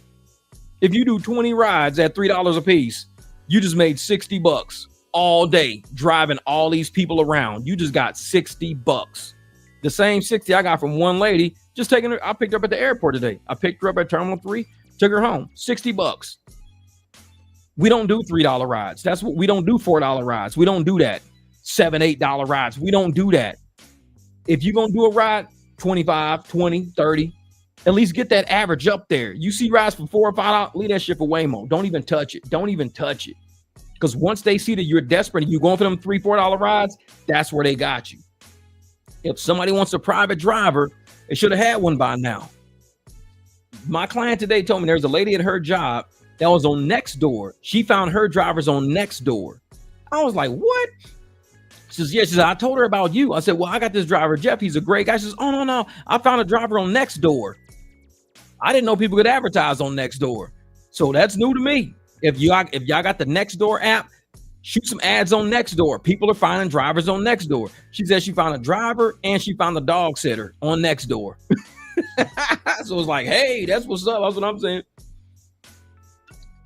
So tonight, if you guys are sitting there with your phones, open it up, create you an ad, throw it on Nextdoor. Are you sick of the Lyft fees? Are you sick of Uber fees? $100 ride is $50 in fees. You shouldn't. That's like going to buying a $4 hamburger, but then you walk out of the place and they be like, that's $8. Like, but the hamburger says $4 up there. Oh yeah, well, we're taxing you at 100% rate. So yeah, that $4, now add another 4 to it, and that's the cost of your hamburger. That's how they're doing rides right now. It's 100% tax rate on rides right now. Hey, how much is this ride? $40? Okay. Well, it's going to cost you $80 by the time we finish adding all the fees in. What? Yeah, it's an $80 ride. But you just said it was $40. Well, $40 is for the ride. The other $40 is just taxes. We're just hitting you with taxes and fees now. So, you said, Jess said, hey, I'm on there too. What up, things? Oh, that's Big Kev. What's good, brother? He said, I'm on there too. And yeah, and that's the thing, man. If people just knew how much fees they were getting hit with all of these rides, and call it tax, don't even call it fees, call it taxes. You were being taxed at a 100% tax rate. These apps are coming into our neighborhood worse than the IRS. IRS might tax you at 15%. IRS might tax you at 30%. These apps are taxing people at 100% rate. If you buy a ride for $3, they're going to charge you $6 for that ride. That is a 100% tax rate. If you get a ride for $20, they're going to charge you $40. That's a 100% tax rate. Uber and Lyft is worse than the IRS. And nobody in the government is even trying to put a stop to it. They know exactly what these apps are doing. They're coming into our communities, taxing everybody at 100% tax rate. Now, Uber and Lyft is saying, well, we're not really making a profit. We're not really making money. These are fees. The driver is making all the money. We're collecting the fees that the driver is that the rider pays the driver. We collect the fees from the driver. So the driver writes off all of those fees and we pay whatever we have to pay with the fees that we collected. So we never make a profit. That's not what we do. But somehow they're not, like I said, they're not taxed because they got so many losses. They're not taxed. But we have a huge 1099 with a ton of money we never see. We don't see half the tips that come through. We definitely don't see all the fares that come through. But the government's not going to stand up and do anything about it. Which is why I say, if you're not out there doing private rides, you're not there standing up for yourself, you're not there doing it the right way, you're driving for no reason. You're doing rideshare for no reason at all. None. Waste of time. So hopefully, like I said, man, hopefully people are getting smarter out there and doing shit, man. Yeah, start to get your private ride game on, get 100%. That's it. That's it. Like I said, I did a private ride. What was it? 2-3 days ago, $130. So I was like, okay. I said, the lady was like, okay, it's going to be like 9 of us. I was like, all right, 9. I said, I could fit, 7, 8 comfortably. 9, somebody might sit on somebody's lap. Wasn't that far of a ride. So I'll charge $130. I get there. Where's everybody at? Oh, it's only going to be 6 of us. I'm like, well, I was waiting for 9 because I gave them a price quote for 9. They still gave me the $130 anyways. So they was like, we don't care. It's like, hey, he said $130. $130 is what it is. But the $130 is for 9 people. For 6, I would have probably just had like 100 maybe. Because it's like, you guys are going to split $100. They gave me the $130 anyways. But see, that's how people are. They want to pay you. If they would have went through the app, I would have probably got about $18 to $30 for that ride on the app. Real talk. It was not that far of a ride. It was from Peoria to Scottsdale. I'd have probably got $18, $30. I've seen rides like that on the app going from Talking Stick almost to Peoria, $16, $17. I'm getting $130 for that. So why would I settle for a $16, $17 payout when I can just get a $130 payout by talking straight to the rider? Because on the app, the ride was 125 black SUV. It was already 125 black SUV. I just said 130, like whatever, 130. It's like, I'll take it. On the app, they would not, driver would have pulled, oh, I can't do that, man. There's too many people, not enough seatbelts. I can't do that. We're going to need 2 trucks. We're going to need, I'm like, you know what? It's only an extra person. Let's do it. 130. Okay. End up being 6 anyways. And right, just, man, know your worth. So if you people out there doing this, man, y'all wasting y'all time. Get that money. Get that. Like I said, I dropped that video earlier today, and I dropped these videos just out of reality, because a lot of people know what we do. We got different streams of income. We out here every day in these streets, man, grinding it out. Clients are texting us all the time, and I just recently met somebody who actually drive for a company. This was crazy. So she drives for this company, right? And this is what I found out. And this is, I'm glad you guys are here to hear this. I'm glad you guys are on this live stream to hear this. Because when you hear this shit, wait a minute. Okay, hold up. I'm just making sure. All right. I'm glad y'all hearing this. So I met this person who drives for a black SUV company in Phoenix. The black SUV companies in Phoenix, you know how we say we're a team, because we share, information, we share clients, and we share stuff like back and forth with each other. These black SUV companies out here, these limousine companies, they're a real team. And when I say that, I mean, they're a real team. This girl works for one. She only works for one. She said, let me show you how we do it. Like, we'll never run out of rides ever, because each company has only so many black SUV drivers on hand, on staff. If, let's say she works for, let's call it, juice. She works for juice, orange juice. So she's a driver. She pulls up in her truck. Hey, thank you for booking a ride with orange juice today. My name's, and okay, do the ride and wherever. They pay through the app. They pay orange juice straight through the app. No problem. She don't have to collect no money, no nothing. She gets her cut, after. They tip and everything right on the app. No problem. Same exact app. She shows up. Now she's on the exact, she works for orange juice, but the ride came through to a company called Grape Juice.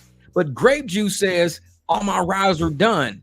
So the riders that work for orange juice get their overflow. But when they show up, they got to say, hi, thank you for booking with Grape Juice, even though she works for orange juice.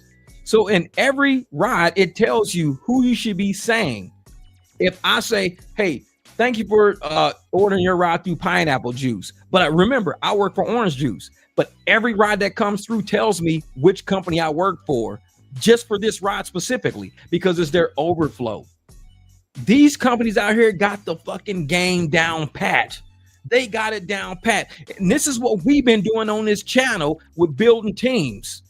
We've been saying, hey, like my man Corey, he sent me a ride the other day. I had to get the ladies to the airport.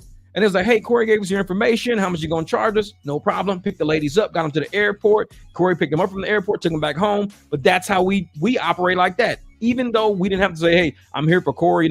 They know my name. They know Corey sent me. That's it.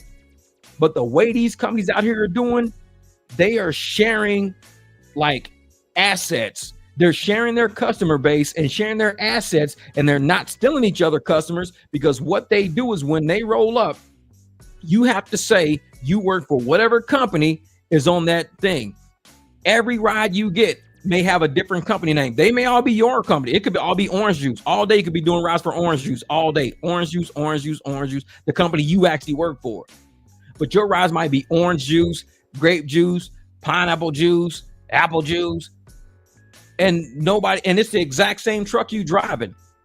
And whatever company you say you're there for, because you're going through the app, you're on their commercial insurance. It's great. The commercial insurance flips for every single ride you're on. The moment you accept that ride, you're now on Grape Juice's commercial insurance. The moment that flips, you're now on Apple Juice's commercial insurance. Now you're on Pineapple. And I'm sitting there like, we've been trying to do that here on the 300. Form teams, get things going. And I told her already, because you know me, I'm an independent contractor. I'm an independent contractor. So I said, this is what I might do. I'll put my black truck in y'all mix. Y'all need another black SUV driver? I got one. We'll sit down, negotiate the rates. If you guys are going to do the insurance, then we'll negotiate. If you guys are feeding me rides all day, I need to know how much the rides are worth, how much. I mean, I'm serious. I mean, if this is what they're doing anyways, they're all doing it anyways. And you don't have to accept any ride at all you don't want. But if you accept the ride, you have to say that company's name when you show up. I can't just be like, hey, I'm Jeff with the 300. No, I got to say, hey, I'm Jeff. Thank you for booking with apple juice. Hey, I'm Jeff. Thank you for booking with pineapple juice. It's all on that little log you got. I'm like, so that's how these black trucks around town are doing it. That's how they're getting all these rides. Because I see them out all the time. They're not Lyft. They're not Uber. They're straight, like, look like private SUVs. But they're not. They're all owned by different companies. And they're all on the same app. But they all got different, they got different names for each company when it comes through the app when you accept that ride. It's crazy. It's crazy. And that's why I'm telling y'all, if y'all on Uber and Lyft, and that's the only business you doing, you're not doing your own private business, you're missing out. Because none of these people, they don't even do Uber and Lyft. All their rides are coming through other apps. They don't even go through Uber or Lyft at all. Not a single ride they do is Uber or Lyft. It's all booked through their own apps and everything. And whichever company booked it, that's the company name that it's on there. And that's the people who they pay. And everybody gets their tips in it. 100% of your tips, you get all your pay. And you don't even have to worry about gas, nor do you got to worry about fixing the trucks. It's crazy how it's worked out. Crazy. But I mean, I don't feel like we're in competition with those people. I don't think so. Because there are people, a lot of those people are like, airline pilots who got a contract with them. But sometimes it's overflow. Like somebody can't be there. Like whoever works for Orange Juice can't show up and pick up the pilot. So it comes through the apple juice persons. They're like, okay, I'll go pick them up. They just got to say that they work for Orange Juice when they get there. That's all. But man, this game is so, and I'm glad she told me how this works out. I was like, I always wondered, because I see these black SUVs everywhere. And I'm one of the only SUVs that don't have no label whatsoever on my car. I got my Arizona number on it. That's it. But I don't see, usually you'll see like Desert Coach. You'll see like all of these different SUVs with their names on it. But then you got all these SUVs where there's nothing, absolutely nothing on it. That's these people. They don't have none of the SUVs in the whole yard have a single label on it. It's just somebody wearing all black with a white shirt. That's all you know. You don't know which company they work for because there's no company name on the trucks because they have to be whatever company orders the ride. So they can't have a company name on the truck. Because if it says Orange Juice on the truck, but they order through Apple Juice, they're gonna be like, well, we ordered a ride through this company. Why are you showing up? They don't want to let people know that. They just got it to where people think whenever they order a ride with them, it's a guaranteed ride. You don't have to worry about it because they will outsource that to another black SUV company out here to make sure that person gets picked up and not end up on Uber, not end up on Lyft. That money stays here in Arizona. And that's how I've been trying to do us on the 300, man. I've been trying to do us like that. Yep, Jeff talking to us, closed mouths don't get fed. And I tell folks, man, we can really make an impact. We can really make a dent in the game out here because they already think the business cars are a problem. They think private rides are a problem. They're trying to scare people not to do airport rides. Oh, we're going to fine you if you do a solicitation airport ride. We're going to fine you. Man, whatever. As soon as you get out of the airport, be like, listen, how much you pay for this ride? Oh, and that's another thing. A lady told me the other day, she thinks it's rude. It is very rude to ask someone how much they paid for the ride. She said, this is what you should say. She told me this.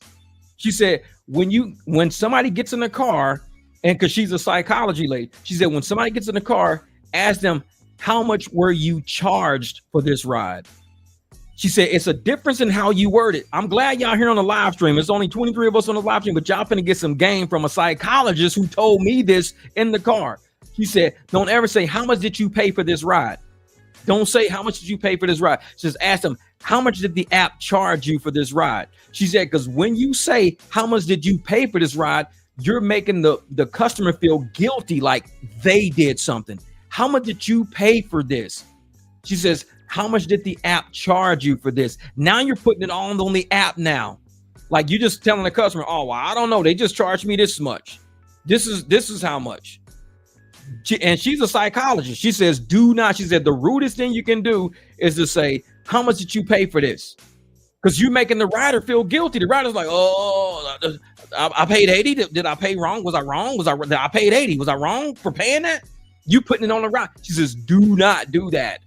And I said, that makes total sense. She says, always say, how much did the apps charge you for this ride? She said, because that way, that'll let them know if they were overcharged. How much did they charge you for this ride? And they go, I think I was charged like $56. See, they were charged. They didn't pay. They were charged. It didn't come from them. I'm telling you, man, that lady, man, and it made complete sense. Complete sense. I was like, okay, that's what's up. I like this. Yes, don't ever say how much you pay. Just say, hey, how much did they charge you for this ride? Oh yeah. Oh well, you know what? I only charge you like 25. Then I'll charge you 25. How about that? It's all a psychology game, man. The way the apps are, it's all psychanalysis. The apps know exactly how to get the psychology of riders to do shit. They know how to get the psychology of drivers to take all of this shit. They know how to do it all. It's a mind game. It's a mind game. So in order to beat somebody at the mind game, you got to get into the psychology of a gambler, get into the psychology of an impulse buyer, get into the psychology of somebody who's not a spendthrift. You have to get into the psychology of the economy in order to start knowing how to make moves in here.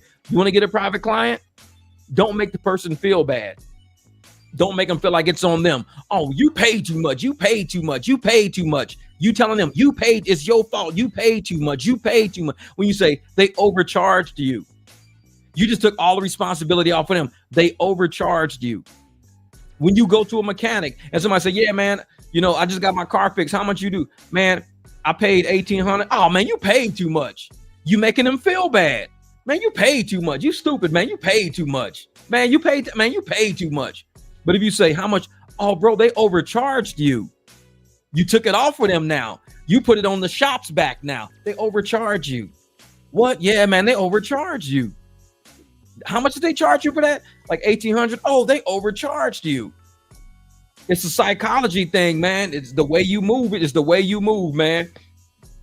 The best way to get your clients to sell the service for you. Yeah. And that's it right there, man. I always do that. That's how I get a lot of my clients referral. And I think I'm going to end up, honestly, Charles, I was thinking today as I was washing my truck down, because of the way the channel is going, the multitude of topics I talk about a lot of politics and things like that on all my other channels. I think I'm going to have to go to almost a referral only basis. And the reason why I say I got to go to a referral only basis, because I'm a podcaster. I'm on YouTube. I can't have complete strangers wanting to set me up, calling me, pretending that they need a ride, but they're pissed off at me for some shit they saw online. And they say, dude, let's set him up. Let's just call them and say that we need a ride. Hey, man, we saw your video, man. You do private rides, man. Hey, can you come pick us up in about 3 hours, man? This is the address. See, because I'm gonna be a public person, I probably can't just do that no more. I got to start doing referrals now. I got to have my clients say, hey, Jeff, I'm going to send this person to you. Hey, Jeff, I told my guy about you. He'll be calling you in about 30 minutes, 40 minutes. I might have to go through it just to help me vet people out, because I got some pretty controversial shit on some of my channels. And I know people are haters. And when content creators start getting too intermingled into social media and we're too accessible, we might end up giving the wrong person access to us. I may pull up to the wrong house. I may pick up the wrong people. Oh yeah, hey, you that dude that was saying that shit online, huh? You that dude, yeah, because you was in the comments saying this and that to my homeboy yesterday. I'll be like, what? Yeah, you MicDrop, right? Yeah. Well, you were saying this and that to my homeboy in the comments yesterday. He told us to hit you up, and now I ain't had that happen before. I've never had that happen before. No, but I'm not saying it could potentially happen. People could be set up. Now, one of the content creators out of Mexico, she actually had a beauty salon. She was a Hispanic girl, beauty salon, gorgeous girl, everything else like that. She was always personal with the people on her channel, always very personable. They were sending her gifts all the time. They would send gifts to her shop because they knew where she worked. She would put her shop online. They would send her gifts to her shop all the time. They would send her Starbucks. They would send her money and stuff like that. She eventually got killed at her shop by a jealous person, and they really thought they were going to get away with it, but because it was during a live stream, they kind of caught her best friend actually picking up her phone on the live stream. Her best friend set her up. But it's the point that you don't want to, as a online personality, you don't want to put yourself too close to the people who subscribe to your channel, because you may not know who some of these people are. I know a lot of my subs because I've been knowing you guys for a long time, but it might be new subs on here going, hey man, you do private rides, right? We hear you talk about private rides. Yeah. Hey, we got a group of 5. Can you pick us up tomorrow, man? We'll give you the $300. It might sound good, but what if it's people who actually saw one of my political posts and they just want to try some shady shit with me because they saw my political post and they didn't like it? They be, oh yeah, man. Yeah, he talking that shit. He talking that, hey, I'll tell you what we do. Let's get him. This is how we get him. Tell him we need a ride. Get him down here, and then we approach him or whatever. We let him know. It could happen. It could happen. So that's why I think, you know, from my end, I may have to start going through. I got enough clients right now to do referral only. I got a ton of clients, I can do referral only. Then I can tell them why I'm doing referral only, and I'm not taking no new clients. And it's okay to tell people I'm not taking no new clients. I got a big enough client base. I'm not taking no new clients. It's only 100% referral exclusive only. That's it. No online calls, no random text messages, no, you know, people emailing me from, you know, the YouTube channel. Hey man, I see your channel says you do private. I may not be able to do that because there's people out there looking to set people up. And especially, like I said, man, with this channel now, people who are, like I said, million sub channels and everything, they're actually seeing my channel. So, you know, as haters out there seeing it too, you know, haters are out there. They're like, oh yeah, yeah, man. We know who that dude is. Yeah, we know who that dude is. This is funny right here. I'm gonna show y'all something right. This is pretty cool right here. Wait a minute. Let's see if I can pull this up. If I can pull this up.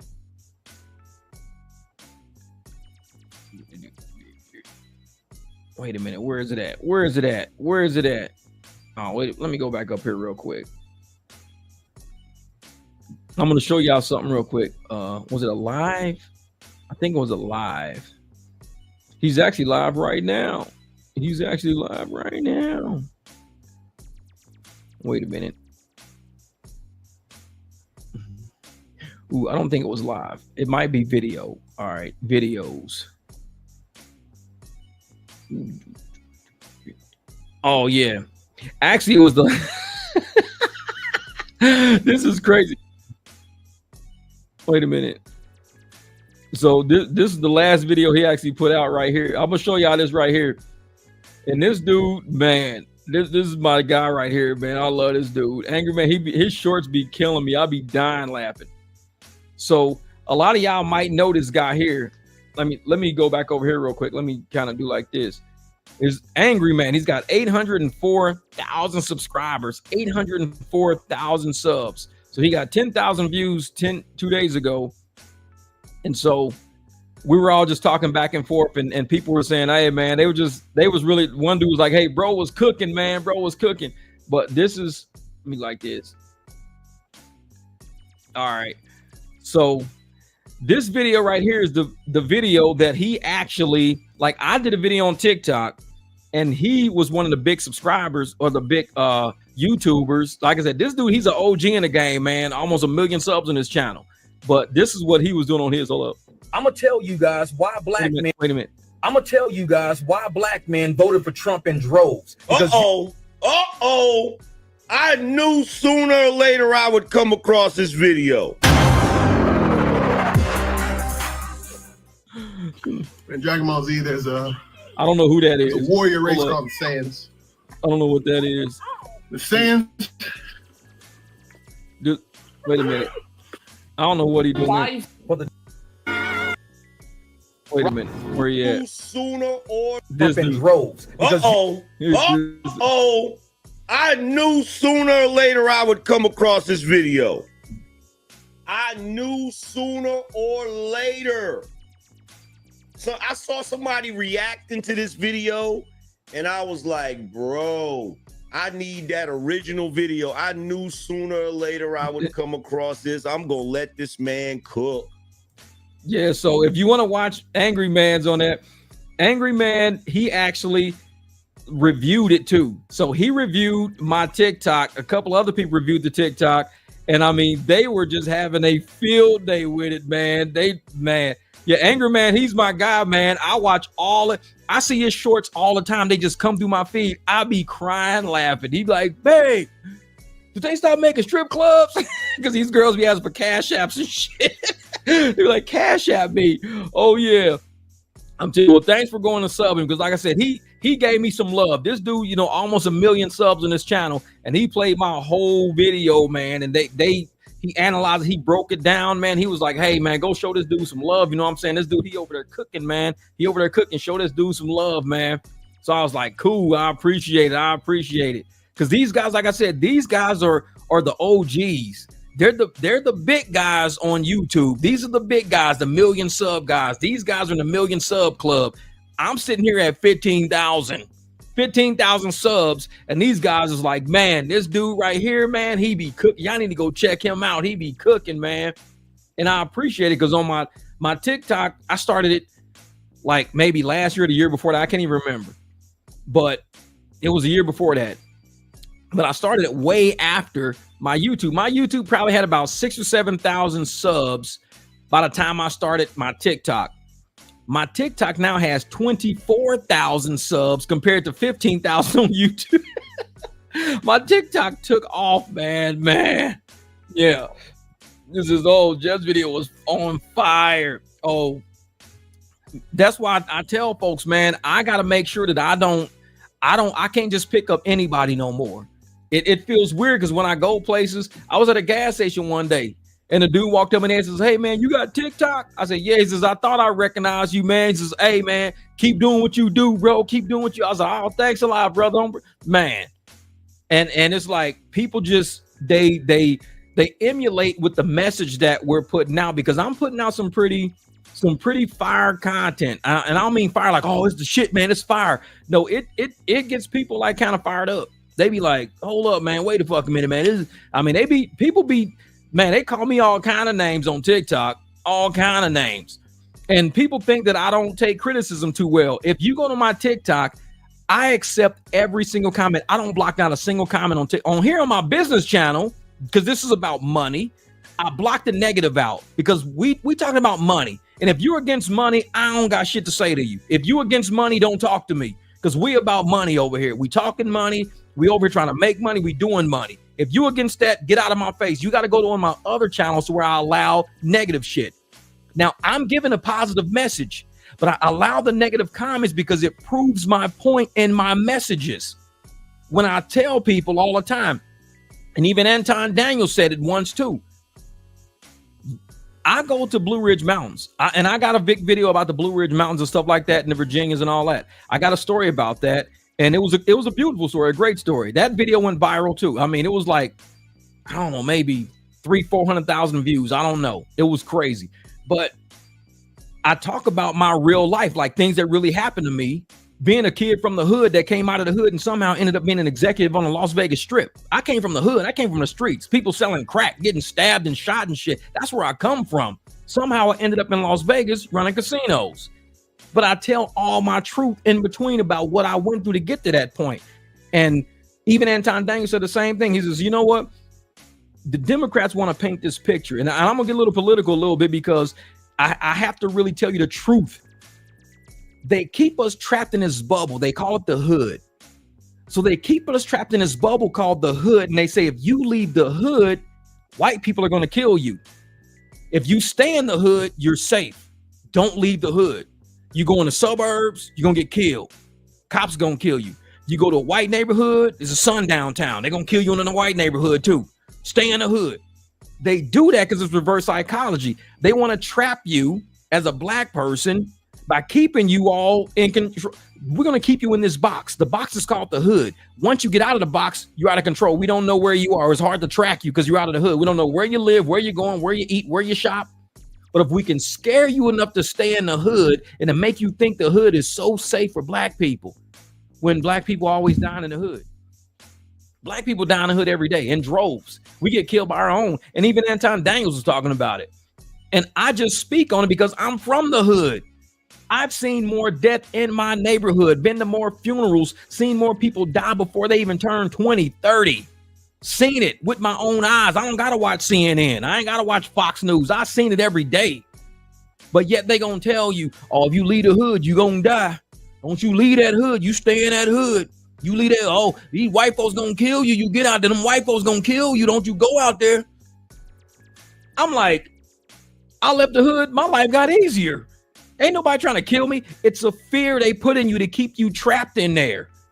Once they get you trapped in the hood, they ain't got to look for you no more. They ain't got to chase you around. It's like, no, we know where all the black people at. They where we told them to be. Stay in the hood. Don't leave. Because you leave, we going to get you. I'm like, yeah, okay. Yes, a common thing black men say is the most abuse they've taken is not by white woman, but by black woman. Oh, hey, child, I'm going to tell you right now, man, it's a lot of black women on my channel, on my TikTok. They trying to hold it down for me because they see the attacks I'm getting from other black women. They see the attacks I'm getting from black women, and black women over there standing up for me. They're like, hey, don't stop being you. Don't stop being you. You keep doing what you keep saying what you're saying. You live your truth. You stand on that. Because black women is eating my ass alive over there. Oh, you probably got white kids. You don't even like black women. You probably don't even speak to black women. They be trying to eat my ass up over there. They have no idea who I am. But I'm sitting there like, there's no way I could even see myself with having a child with somebody with that mentality. They basing it on your skin color versus the character. I know there's shitty white women out there like there's shitty black women out there. It's just people are just shitty. But I don't base it on their skin color. The moment you base it on your skin color, you could be eliminating the best treasure ever. I got two amazingly great kids. Somehow their energy got trapped in their bodies somehow in this universe. I got these two kids, unique energies somehow came into existence on this planet. I didn't ask how they came into existence. I didn't plan on them coming to existence in the way they did. They came into existence just based on falling in love with somebody and creating these kids, and they became uniquely just individuals. I never once looked at them as, well, the fact you have white, you're not really good. You should have been all black. I don't think like that. Oh, the fact that you have black, you're probably not that good. You should have been all white. You should have. I don't think that. I look at them as unique energy sources. Their skin color don't even make a difference to me. It's like, I know my sons, man. I talk to them. I listen to them. They like to lie to me about shit sometimes, and I see right through it. But I'm like, bro, you're trying. You're really trying to lie to me. But I'm going to tell you right now, kid, I've said every lie you probably ever thought of. So I'm going to help you through this lie. Let me walk you through your lie right now. And I explained to them the real shit about life and how I know they're telling me a lie. How I know they're trying to hide shit from me. Because when you get into the real world, that's not your dad. Instead of me saying, you know, I know how you're lying, you're going to be in fucking handcuffs serving 20 years. I'm telling you as a dad, I can see through your lie, and I'm not even a detective. Stop lying. Just be true. Get your life straight so you don't have to lie about shit. That's all I'm saying. You get your life straight, you ain't got to lie. That's just me being a dad to you. I'm not a detective. I'm just a dad that knows you're lying. There's it basic shit. And I mean, I talk to my kids real. I keep it 100 with them, man. I know how kids are going to be. They're going to push the envelope. They're going to try. I go over to TikTok and I tell people the truth. I tell people life, and man, they want me trying to eat my ass alive over there. I'll be like, for what? I'm like, just because I'm not who you think I am, because my skin color is this color, you think I should be bowing down and praising the ground you walk on? I don't even know you. I don't praise the ground nobody walks on that's a complete stranger to me. You could be a mass murderer. I don't know. Excessive detail is the number one indicator. Exactly. Well, my friend, you know, he was over here. He was my friend with the blue shoes. See, I got a friend with the red shoes and a friend with the blue shoes. This was the friend with the blue shoes. So he was on my left. No, he was on my right. He was on my right. See, they dodging the whole topic of who stole a candy bar. That's what I'm trying to get to. Who stole a candy bar? Well, my friend with the red shoes was with us, and my friend with the blue shoes was with us. And we told him he should probably just wear the white shoes, but he wanted to wear the red shoes. It's way too much detail. You're getting around the topic. You're lying. but I like his white shoes more than I like his red shoes. They don't want to tell a story. Hey, Fred, you already know. Fred, Charles, Fred, I already know, man. Excessive detail, that's the number one indicator. Every time they be telling you shit from left field that you didn't even ask about. They getting all the way from the topic. They don't want to answer the question. Man, when I catch my kids line, I tell them this. It's better for you to tell me now the truth now because I won't be mad. But if you tell me the truth and I find out, I'll be 99 pissed. Yeah, exactly. If you don't tell me the truth, yeah. And that's the thing, because now not only am I mad that you do something bad, but you're a liar that did something bad. That's twice as worse. At least it'd be like, I fucked up. I made a bad choice. I'm glad you manned up and you told me you made a bad choice. What was the bad choice you made? And you tell me why it was bad. Well, I should have went to school, but instead we went to the arcade and then we got in trouble at the arcade. Okay. But if you lie to me, now you're a liar and you screwed up. That's even worse. It's like, at least be like, this is where I screwed up, but this is how I know I can fix my screw up. Don't lie to cover it up, because if you lie to cover it up, that means you don't think you screwed up. Just have them watch a video on YouTube. It's old. It's called "Do Not Talk to the Police." Oh, that's funny. That's funny. I'm gonna have to watch that. Do not talk to the police. But yeah, but my TikTok, man, whoo. Yeah. Oh yeah, I listen to Anton Daniels, man. Hey, he the one thing I like about Anton Daniels is that he don't care about what a lot of people say about him. A lot of people talk shit about it. They make whole videos about this dude. He got so many haters because he's successful. This dude got so many haters. He's successful. So people gonna talk shit about him all the time because they want to bring him down to their level. This dude keep rising up. He keep going up. This dude don't stop. He just keep going up. And that's what I respect about him. He don't even pay his haters no attention. They be making whole full-blown videos about him. He just keep that shit going. He be doing his Millionaire Morning Show. He drop his panel. We be in a panel clowning and shit all the time. Yesterday I was doing a panel about black girls in Miami, and I was fucking with him in the chat. I was like, man, I said, dude, Anton Daniels. I said, Anton won't date a girl lighter than him. Anton date girls darker than him, so it make him look light skinned. We just fucking with each other, man. My mom used to say it about my oldest brother. This motherfucker, she used to tell my brother, this motherfucker will not eat no food that's lighter than him. So he has to burn everything, because my oldest brother's black as hell. So she's like, he won't eat no food lighter than him. He's got to burn everything. I used to laugh, boy. That shit was so funny. She used to say that about my brother. Boy, we used to be dying laughing.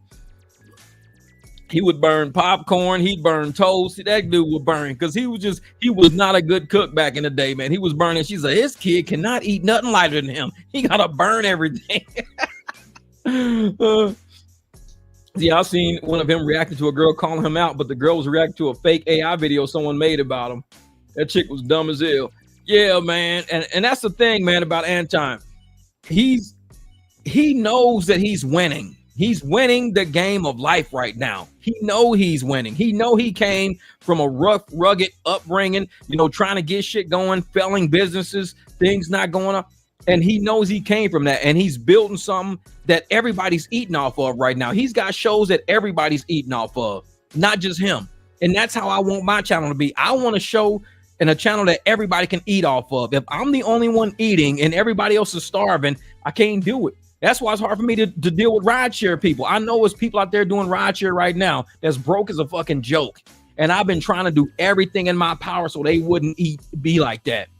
I'm like, you know what? Stop doing $3 rides. Talk to your rider. Get some private clients. I do everything in my power so people around me ain't broke. I do everything in my power because I want to see everybody win. Instead, these haters come on this channel. Oh, you need to stop telling people to do that. They just staying on the app. I'm like, what? You an employee or something? What the fuck? You an employee of Uber? Yeah, how you gonna sit there and watch people starve and be okay with that? Be okay with these apps coming to our communities eating shit? Like, man, get out of here. Get off this channel, man. Because I wanted to create a channel where everybody's eating, where people really getting money.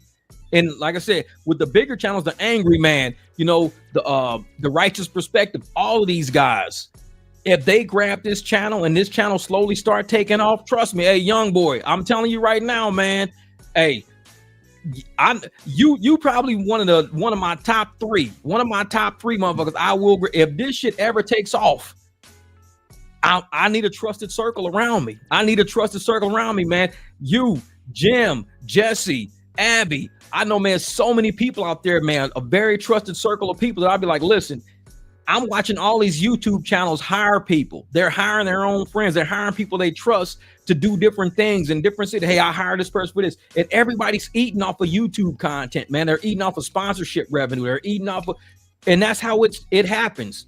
You can't be just one person out there trying to hold down a whole corporation of a channel. Imagine Mr. Beast trying to run everything by himself.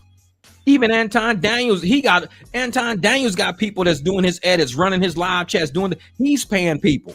There's so many content creators out there that's paying other people to help them.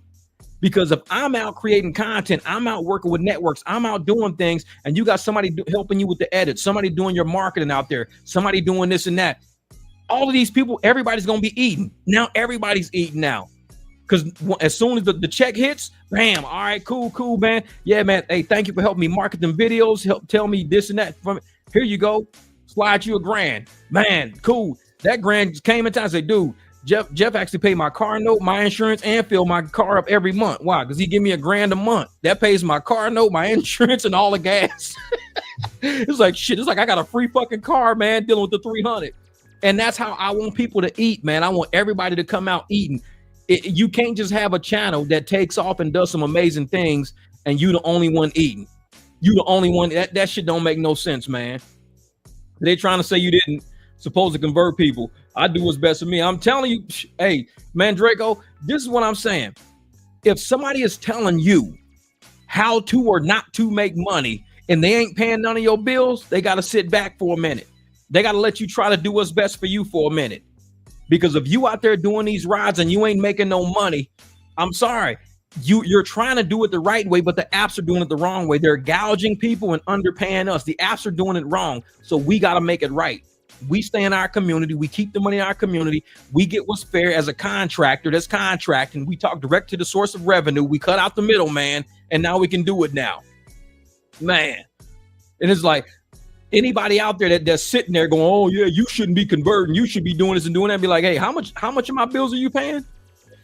Like, you know, my rent's coming up. How much you got on my rent? Well, I ain't got nothing on it. Then you ain't doing what's best for me. Then I gotta do what's best for me. If you only got 4 clients a month, and each of those clients a month is giving you $100, a to from $100, that's $400 a month you making right there. 400. That could be your car. That could be all the fuel you use that month. Whatever it is, 4 people just took that stress off you. Now you got other stresses that you can kind of, you know, feel a little bit lighter, and you can handle those other stresses now. Don't let no people push you deeper and deeper, because that's where they at. They in stress, and they're going to keep pushing you deeper and deeper into stress. Oh, don't do that. Don't do that. Don't do that. Be like, why? So I can end up homeless like you? And I say this on this channel all the time. Watch who you listen to. Because you may not want to end up in the same boat they in. Just watch who you listen to on YouTube. And I know everybody gonna have this fear factor. Oh, you need to wear a mask. You need to take 7 booster shots. If you don't take 7 booster shots, you're gonna die in a week. You need to get your 7th booster. People will try to put fear in your heart on every fucking thing. Oh, you gonna wreck your car. They've been saying that since I had the Jeep in 2019. You gonna total that Jeep out. You gonna total it. I'm up to 4 cars now. You gonna total them cars all out. You gonna total that truck out. You gonna total this out and total. I'm just like, man, please. When? Give me a date when I'm gonna total it. It's gonna happen. I'm like, no, what's gonna happen is the repo man gonna come take the shit if I don't pay him off. That's what's gonna happen. And you're gonna say, well, what happened to your cars? Well, they didn't get totaled out. They got repo, motherfucker. Listening to your ass.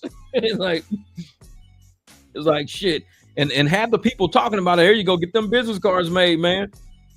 And that's the thing. The people out there that's talking about wrecking all the time, they the ones that can't drive. If anybody's ever rode in a car with me, I've driven drivers around. Like, I'll take drivers places, and they go, damn, dude, you really do drive like this, don't you? I'm like what? Your ass won't touch that damn right-hand curb. Like, I don't ride in the curb lane no matter what. I do not ride in that curb lane unless I'm making a right turn. If I ain't making no right turn, I'm in the left lane. I don't, because them people be slamming on brakes and shit. They don't use turn signals. It be people riding them little jazzy ass scooters back and forth up down the sidewalk when somebody want to take a right, and they'll just slam on brakes, and I hit the scooter and everybody rear ends the people. I don't do that shit. It was just an accident the other day on 48th and Broadway. 48th and Broadway. 2 cars coming south on 143. So one car was already coming down to get to the stop sign because they were going to come. The gas station is closed. So they were going to come down the hill and make a right turn and go around the corner. But they got the light, so they got to sit there and wait.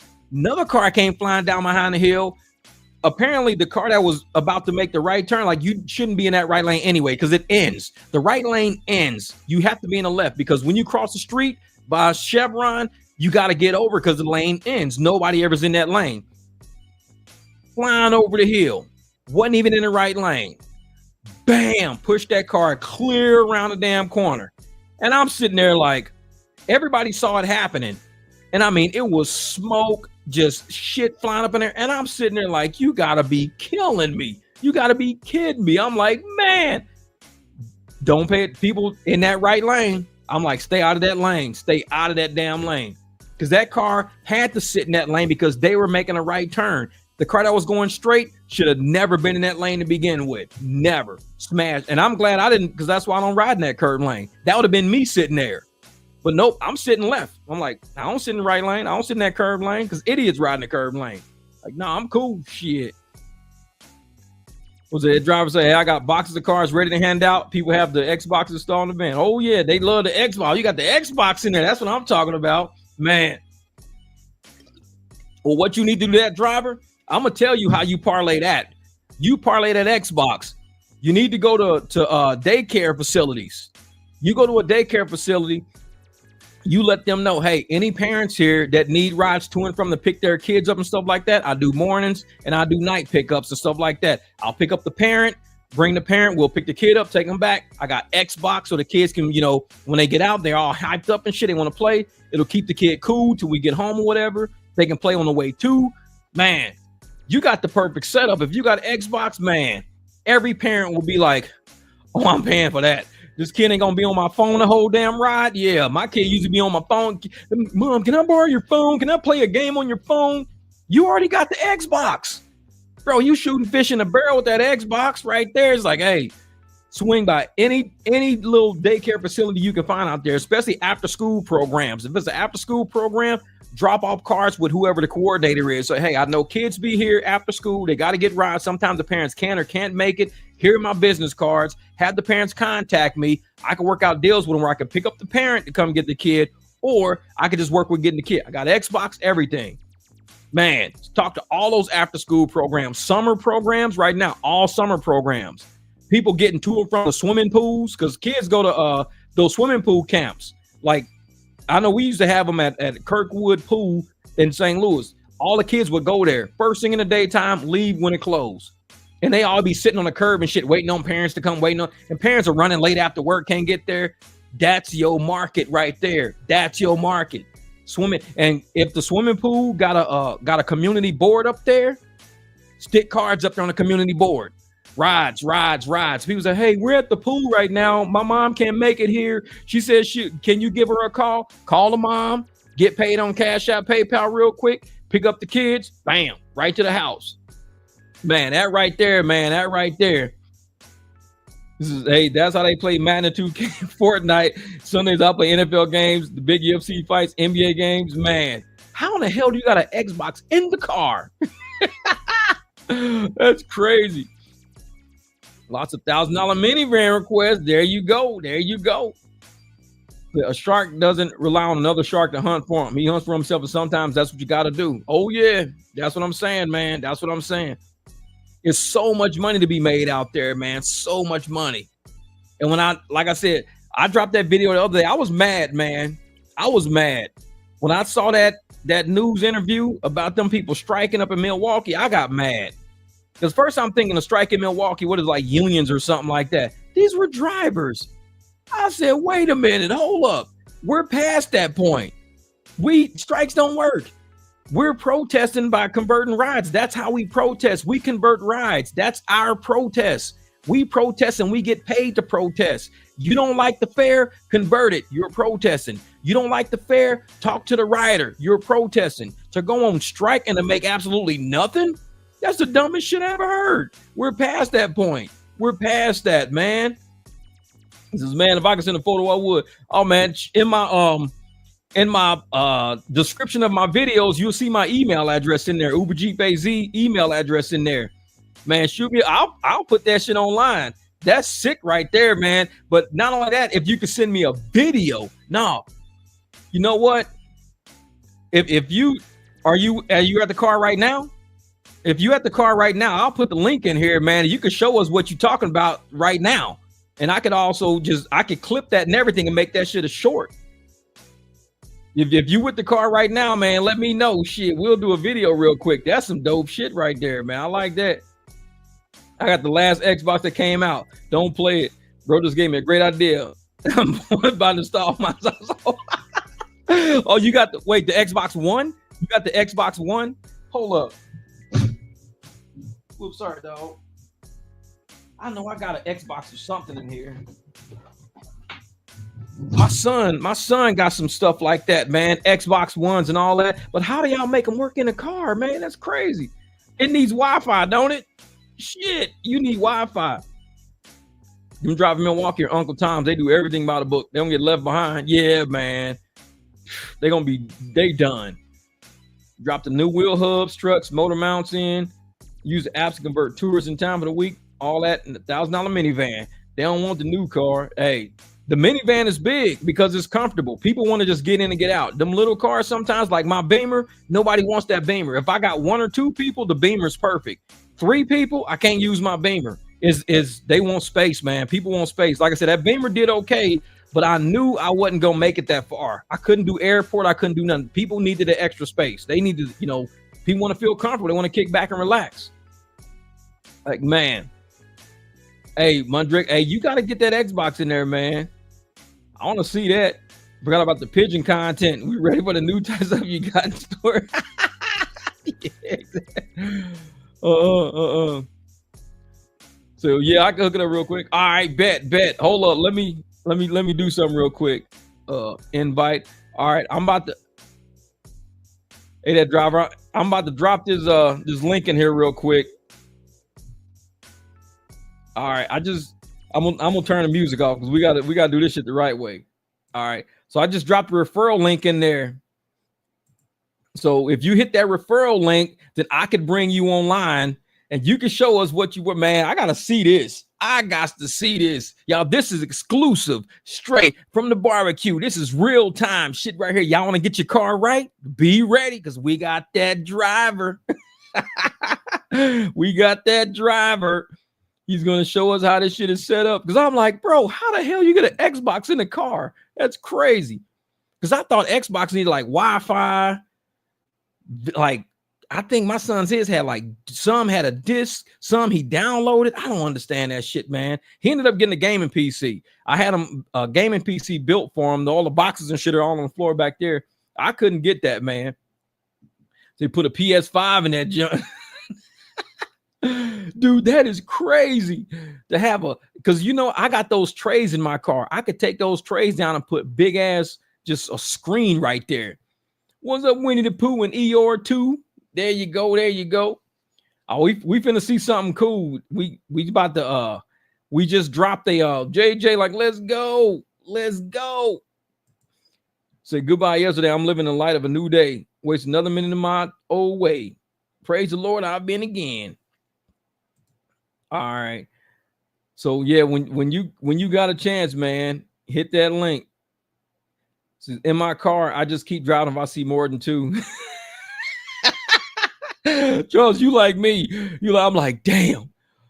One time I saw a dude. Oh, hold up. Clarence is in there. Hold up for a second. Hold up. You right there? You're right here. We're right here. I bet.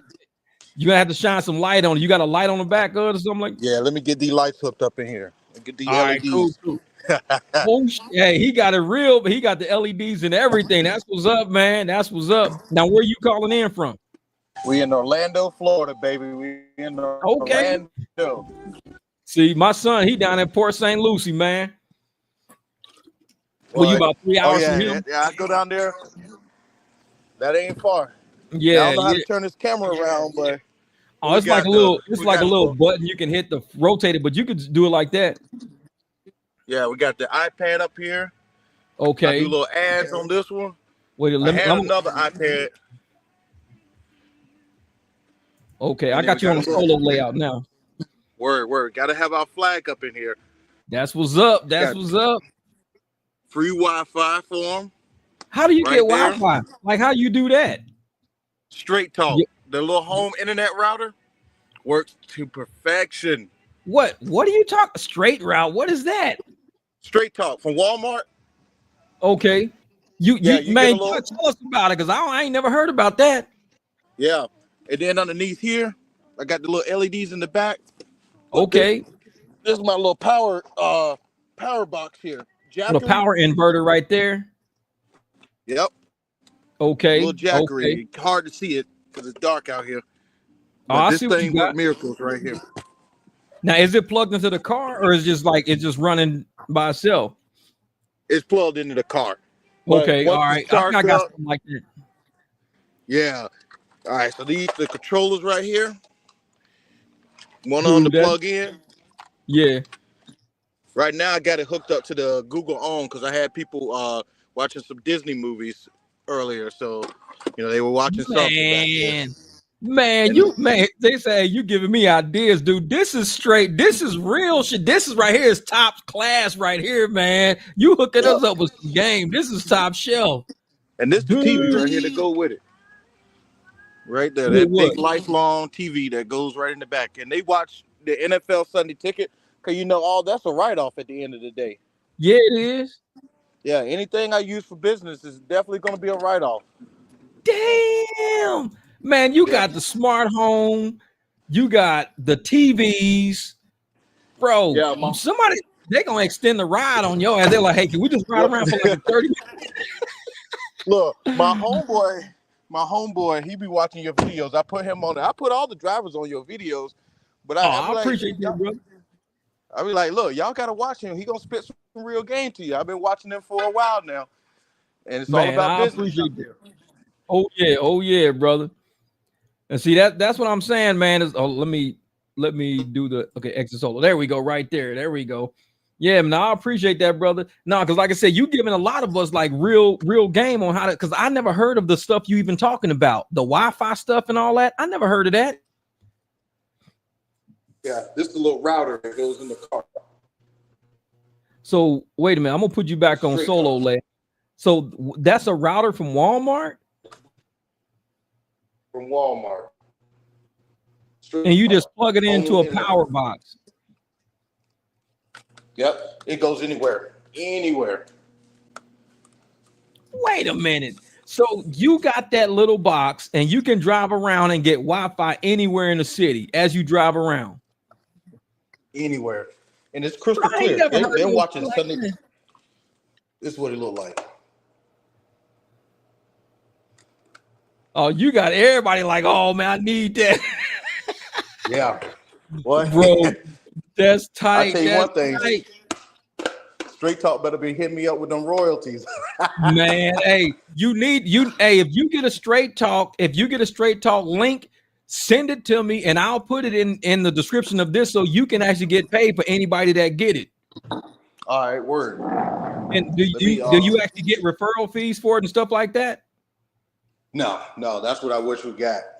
Man, go check the website, make sure. Because if you can do it, I'm gonna put the link in there. I'm gonna make a short or whatever. Because you hooked us up with game, dog. You hooked us up with game. So, hey, like I said, we all eat around here, man. We all eat. So I'll put the link in there. Anybody who want it, they can just click on it.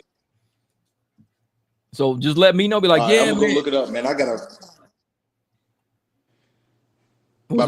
a private ride in the morning, so I got to jump out. Oh, you good, brother. You good. Hey, Clarence, man, hey, I appreciate that, man. Hey, my email is in the video description or something like that. If you can find a referral link, let me know. I'm going to put it in there. I'm going to put it in the short and everything. To say, hey, and I'm going to make a whole short saying, if you get this, make sure you hook him up because he gave us the information. And Straight Talk's going to pay you. We ain't got to pay you. Straight Talk will pay you. All we got to do is click the link. So hopefully they'll give you a referral fee, man. Hopefully. Let's see. But yeah, hey, I'll look back tomorrow morning. Get it done. All right. Hey, good luck with that private client, man. Hey, stay in touch with me, brother. I'm glad you got on with us, man. All right, brother. Late. All right. Yeah, man. Oh, hey, man, y'all got hooked up with some game, man. Clarence hooked us up with some. I ain't never heard of that before. Now I'm at Walmart all the damn time. I ain't never heard of that. Straight Talk. I ain't never heard of Straight Talk. I'm like, hold up, what? He's like, yeah, you can just drive around on Wi-Fi. I'm like, dude, I ain't never heard of that. I'm gonna have to do that. Let me get in my studio. There we go. Okay, there we go. I had to fix it. Yeah, but somehow, like I said, if I want to see how much it costs every month, because that shit is sick. The trays I got, I can actually put a TV where the trays are. So when you flip the tray down, a TV is right there. So now you got a TV and you got a tray right in front of it. Because the tray doesn't really sit flush. I could scoot the tray up a little bit. That way, when somebody folds the tray down, bam, TV right there. Ride around watching TV. They can ride around watching some videos. Hey, y'all want to watch a video on MicDrop? Dude. No, see, I told you about Straight Talk when you told everyone what you pay for phones. Man, I can't remember back that far. Man, because I pay what? I don't know what I pay for my phones. Well, I pay $140, but I get home internet and my 2 phones for $140. Yeah. That's my man Clarence down in Orlando, man. Like I said, he hooked us up, man. He get YouTube TV. Yeah, I got YouTube Music. I think I got YouTube Music. I pay $15 a month for premium. I don't know if I get TV for it or not. But I got the YouTube Premium. Maybe I do get YouTube TV. I don't know. A phone card costs $45 for one phone for a month. Yeah, because see, that's basically what I pay for my phones. I got 2 phone lines and home internet, unlimited home internet, and everything comes up to $146 a month. I was paying $100 a month just for internet by itself before, and I was paying about $85 to $90 a month for 2 phones plus 100. So I was paying like $185, almost $200, and now I'm all the way down to $145. So I'm good. Remember when you broke the phone you just fixed? Yeah, that shit was a long time ago. Yep, I remember that. My 2 phones are iPhone 15 and Total Wireless and a Mint Mobile. Okay, I got to see how I heard about Mint Mobile because I think Ryan, not Ryan Gosling, but the other guy, he's like the Mint Mobile guy. I use Spotify and put together some Disney music and light jazz for my business clients. Man, I've been rolling Spotify for a long time, dude. That Straight Talk is crazy. And Charles Fred is like, man, I told you about that. I can't remember Straight Talk, man. I was going through it with my phone, man. I wasn't even thinking about Straight Talk probably. YouTube TV is too much. Netflix is like what, $10 a month? What is Netflix and all that shit now? Hulu and all those. But nah, man, Sirius XM. I just got Spotify. I don't have Sirius. I don't have none of that. Just straight Spotify and YouTube Premium. So I don't got to deal with commercials all the time. But other than that, man, because I'm like $15 a month for YouTube Premium. That's fine. That's like what, 50 cents a day just so I got to watch commercials. All right, I'll pay 50 cents a day. I like that. So I got a Fire Stick with Thunder TV app and had cables since 2005. Yeah. And I got Samsung TV. I bought this TV, this LED TV, like a 65-inch LED TV. It's a Samsung. It came with everything. I didn't know it. When I got it, it had all the internet shit on it. Everything's already on it already. And I don't even know how to work it. I watch TV sometimes. I watch a movie every once in a while, but I don't know how to, man. Nobody listens to a dude with a Fred for last name. I just sit all day saying, told you. Spencer Fred. Remember Spencer Fred? Spencer Fred and Charles Fred. Y'all brothers, man. Spencer Fred. No, that's funny. See, nobody listens to a dude with Fred for a last name. Spencer Fred. He said, no. You need a shirt that says Fred said. That's all it said. It just says Fred said. Nothing else with a period at the end of it. Just Fred said. People say, what does that mean? Fred said, because I always tell people shit and they forget it. I'm like, hey, man, remember when Fred said? Fred said. So I pay my buddy $20 a month for the Fire Stick. Was that? Then sell the high seas for super new movies. Yeah. I remember when I used to have a Fire Stick, man. That's back when it was like, they was out, man. I had Roku or something like that. I had all this crazy shit. I had some kind of stick. Roku stick? I don't remember what the name of it was.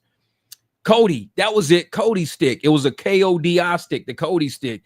That was, man, I had never had anything like that in my life. Man, that Cody stick, man, I used to watch movies the day they would come out sometimes.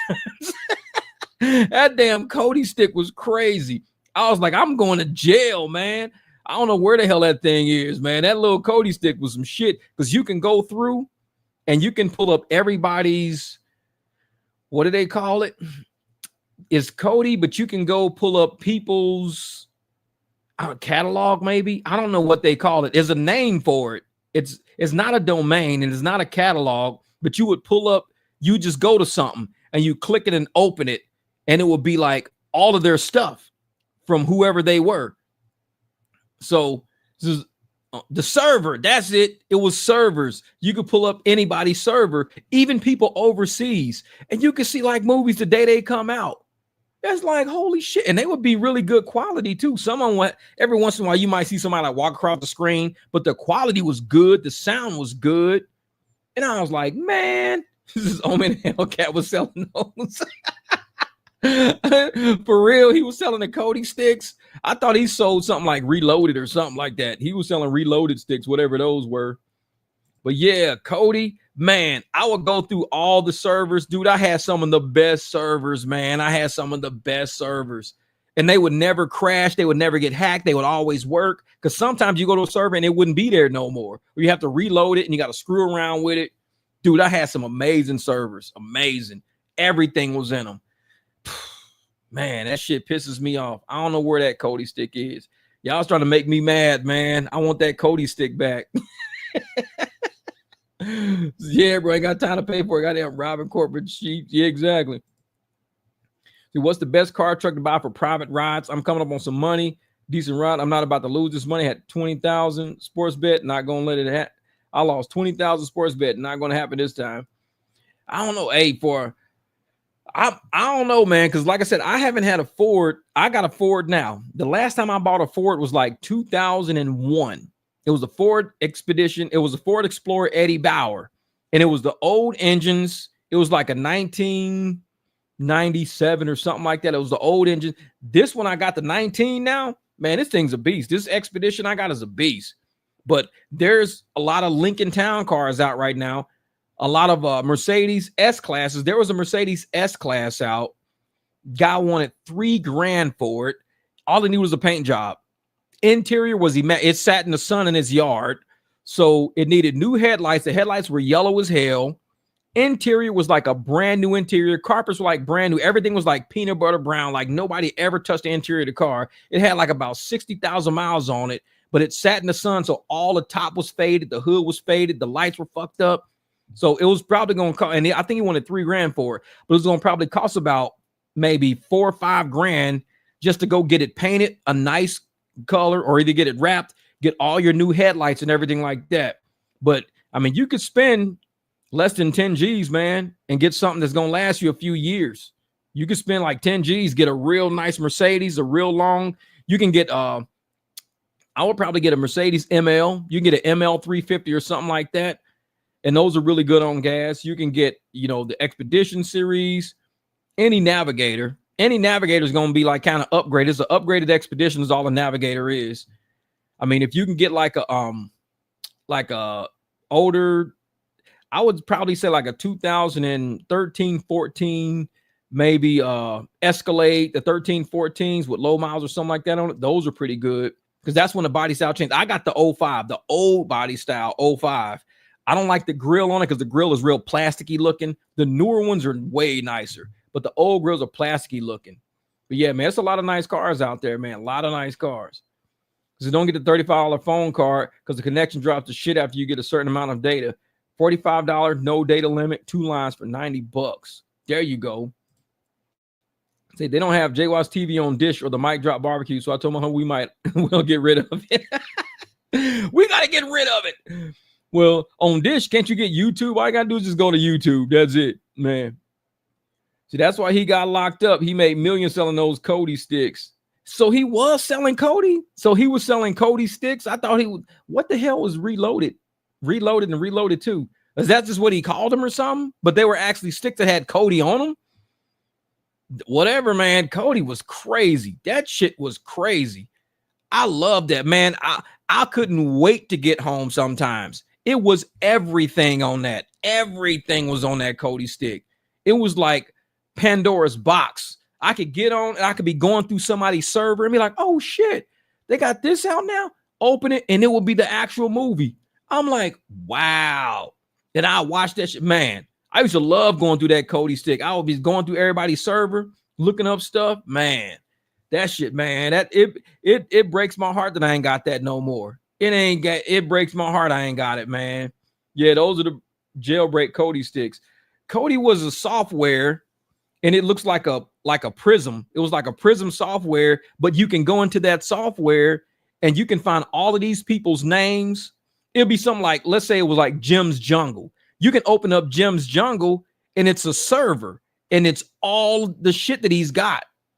And it was just like, it was categories like sci-fi, this and that, all this. I would open up sci-fi. I'll go to Jim's Jungle, open up sci-fi, and he'd have all the Marvel movies, all the DC movies, whatever. And you just click it and it'll just start playing for free. Shit was crazy. You can go like Jim's Jungle. You can go like the, Marvin's Garage. I'm going to open up Marvin's Garage, see what he's got. Yeah, it was like LimeWire back in the day. Okay, Reloaded was his other brand. Okay. Yeah, man, Cody was crazy. It was for me, I'm a sci-fi junkie.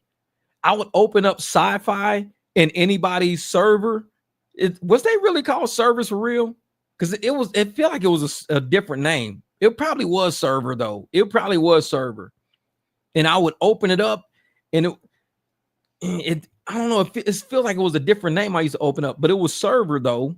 It sounds like server, maybe. And I mean, it was just like, it was Pandora's box for a sci-fi junkie, because you open up sci-fi in anybody's server and it's just millions of movies in there. Movies overseas, movies here. Man, that shit, it got my stomach hurting right now thinking about Cody, man. That was like the best thing that ever happened to me. That shit makes my stomach hurt. And sometimes the Cody would crash or something like that. So you'd have to start all the way back over from the beginning. But it would only crash like maybe once a year. Like something would happen. Somebody wouldn't do their server right or whatever. So you'd have to reload a server or resync it or do something stupid. Man. Yeah. 2005, 2010. That's when Cody was back in. Cody was back in. I think the last time I was on Cody was probably, I would say 2017, 18, 19, something like that. I don't know. So they still got them servers out today on Cody? Are you serious? They got Cody servers still running today. Man, because I got Samsung TV and it's got free shit on it, but it ain't nothing like Cody, man. Because this shit on Samsung TV, sometimes you click on something, it's like purchase now for $19.99, rent for $4.99. Cody was nothing like that. Nope. Cody was like, you open it, play it. Like, damn, this is crazy. I'm watching Spider-Man. This shit just came out like 2 days ago. It's like, whatever. Cody was crazy, man. That shit was nuts. Because you don't know what you get. You just going through different people's stuff. You just like, doo. Oh, man, let me go look in here. Adventure. Oh, shit. They got Indiana Jones and the Temple of Doom. I mean, everything. It was like the craziest thing ever, man. That shit was like you said, it was like LimeWire. It was just people having fun, putting all these movies online, and it was everything. There was no movie you couldn't find because it was no unlimited amount. It was like an unlimited amount of servers, I think. You couldn't run out because you could just go through everybody's names and you can go through. Some people had like 2 or 3, and you say, okay, Jim's Garage 2. He said, okay, I'm gonna go to Jim's Garage 2. And it will have way more shit in there. It's like, dude, this is crazy. And you go in there, man. But this dude tonight, he was that driver. He was Clarence. He was talking about this is taking me back to the bootleg DVDs at the barbershop. Oh, dude be walking in. Hey, man, y'all want some DVDs, bro? I got some DVDs, man. Like, all right, bro, what you got? Oh man, I got Waiting to Exhale, just came out. I got, Boomerang. I got Sprung, man. I got all the movies, dog. It's like, shit. Give me one of them boomerangs, man. With Eddie Murphy in it. Give me one of them boomerangs. I'll take a boomerang. So, okay, the government never came down on it. I don't know. Probably. Because like I said, I don't know whatever happened to it, man. I don't know whatever happened to my little Cody stick, man. I have no idea. I can make $300 at Uber. I have to work 12 hours all in every damn ride. Have to start at 3 a.m. I live in Cali. Yeah, man, that's crazy, man. Like I said, today I did 2 rides a day and made a quick $100. And I'm like, and it was airport. I did airport up to Shea and 101. Then I dropped down to Talking Stick and did Talking Stick to a Mexican restaurant on McKellips. And that was it. That's all I did. I mean, I did 2 quick rides and that was $100. I was like, well, I'm home already. So but money adds up, man. And like I said, when you're doing private rides, it adds up a whole lot faster. But it's like, you gotta, when you're on those apps, get them business cards out and let people know, hey, if you can actually, if you got to get to and from work, if you want to have a night out, you don't want to be drinking and driving, you want to do this. What's up, Moonshine? She's in the building. You got to, talk to these riders, let them know how much you can save them, and you're dependable and you're a lot safer because they don't have to worry about, an app sending some random person. They already know you already. So when I'm picking up my people from the airport, they already know me. They know my truck. I know what they drink, either a Dr. Pepper, Diet Coke, or a margarita. Today I had to bring bottled waters and margaritas just in case because I don't know if people are like working or not working. So I bring waters and margaritas at the same time. That way, it's like, if you want a margarita, crack one open. It's all good. And now, whatever they don't drink, I just throw back in the fridge. Oh, yeah, set up a website. Yeah. You might want to look at people out there that's on Fiverr. Fiverr, they build apps for people, man. And they only charge like $200-300 to build some type of scheduling app. Not bad. This is my girlfriend did 3 rides for 100 while I was renting the van. Exactly.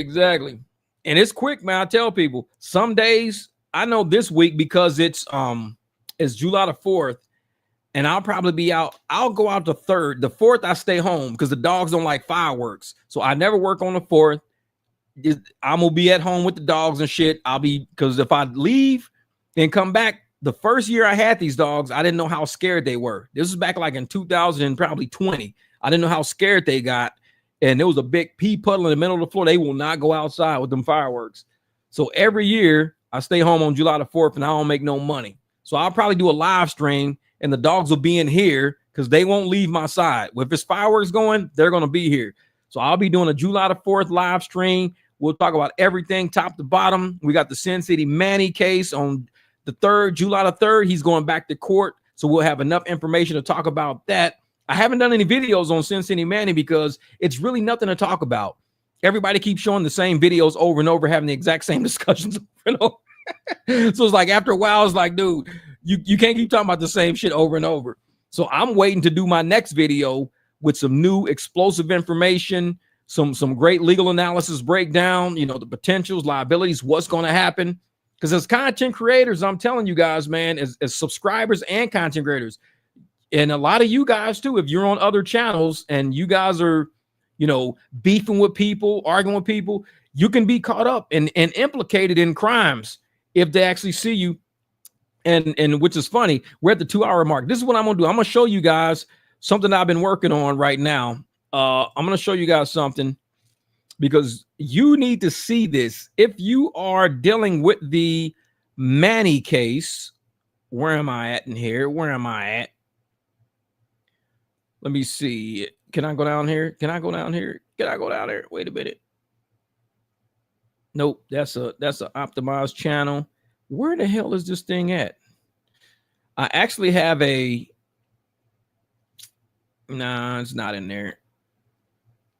Let's do like this. Ooh, it's on my other computer. That's what it is. Because I'm going to show you guys what happens if you actually try to delete something off of YouTube. I'm going to show you guys what I found out.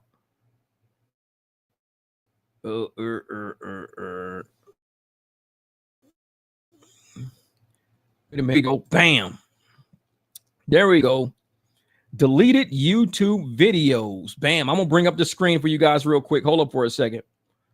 And this is for everybody out there who's been keeping up with the, hey, what's up, Moonshine? She's in the building.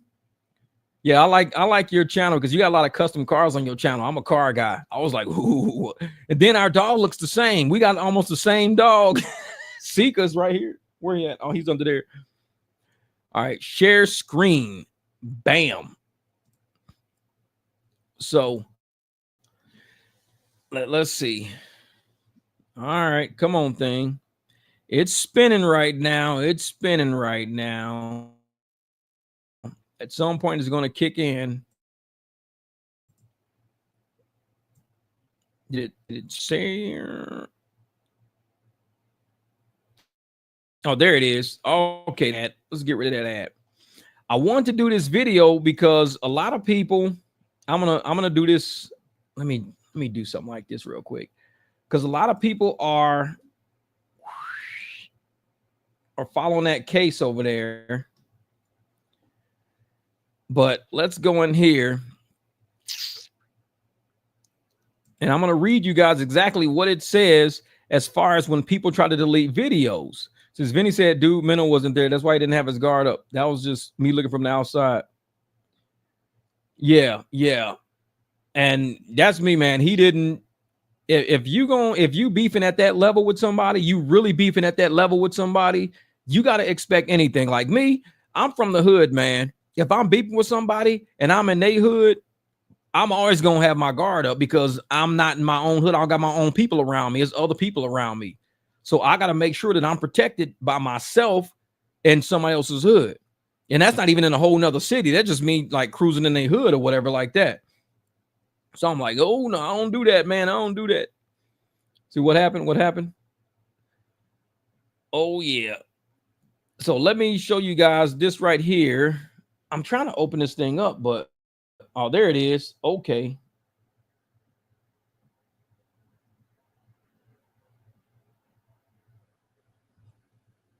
There we go. So now y'all can see this pretty big. It says, when a user deletes a video they've uploaded, the platform does not instantly purge it from their servers. There's a delay between when the user hits delete and when the video is permanently removed. The interim period allows for the possibility, however slim, that the user changes their mind and wants to recover the video. So when you delete a video off of YouTube, you can recover it. You can go and get it. Oh, yeah. Let me go down a little bit more. A little bit more. I don't see why this is doing that. All right, hold up for a second. Okay, then right here it says, this is for YouTube. I'm going to reach out what happened on YouTube. It says, YouTube states when a video is deleted, it may continue to be viewable for a short time until the caches are cleared. After that time, the video is removed from YouTube servers and databases. However, YouTube also notes that deleted videos may be preserved in Google's web archives or other third-party archives not affiliated with YouTube. So what that's saying is that YouTube doesn't have control over that video being deleted permanently. Somebody else may have it. It says, in general, most platforms retain deleted videos for a short period, ranging from a few days up to a month before permanently deleting them. This allows the platform to restore videos deleted by mistake. It also gives copyright holders a window to file claims. But after the retention period, deleted videos are meant to be permanently scrubbed from the platform servers. Now, I'm reading this because I don't like that part there. I'm reading this because there are a few people on Manny's and Finney's circles over there that they're deleting videos. Now, when they delete videos, they're thinking that nobody can see them. They're still sitting on YouTube servers. They're trying to like not incriminate themselves is what they're doing. Everybody can see it a mile away. There's somebody named Yoli and Dan, and those two people are deleting a lot of videos off of their YouTube channel. If they're not deleting it, they're just hiding it from public view, even though they're deleting it because they feel that they could be implicated in what happened to Finney and Manny. I mean, Finney and Bubbly.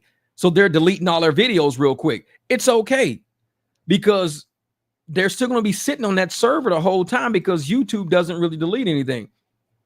And it says there are a few reasons for this delayed deletion. First, cloud storage is designed for resiliency against deletions. So files are replicated against multiple geographic regions. That's it. Files are replicated across multiple geographic regions. To fully purge a video, the platform has to send delete requests to each data center.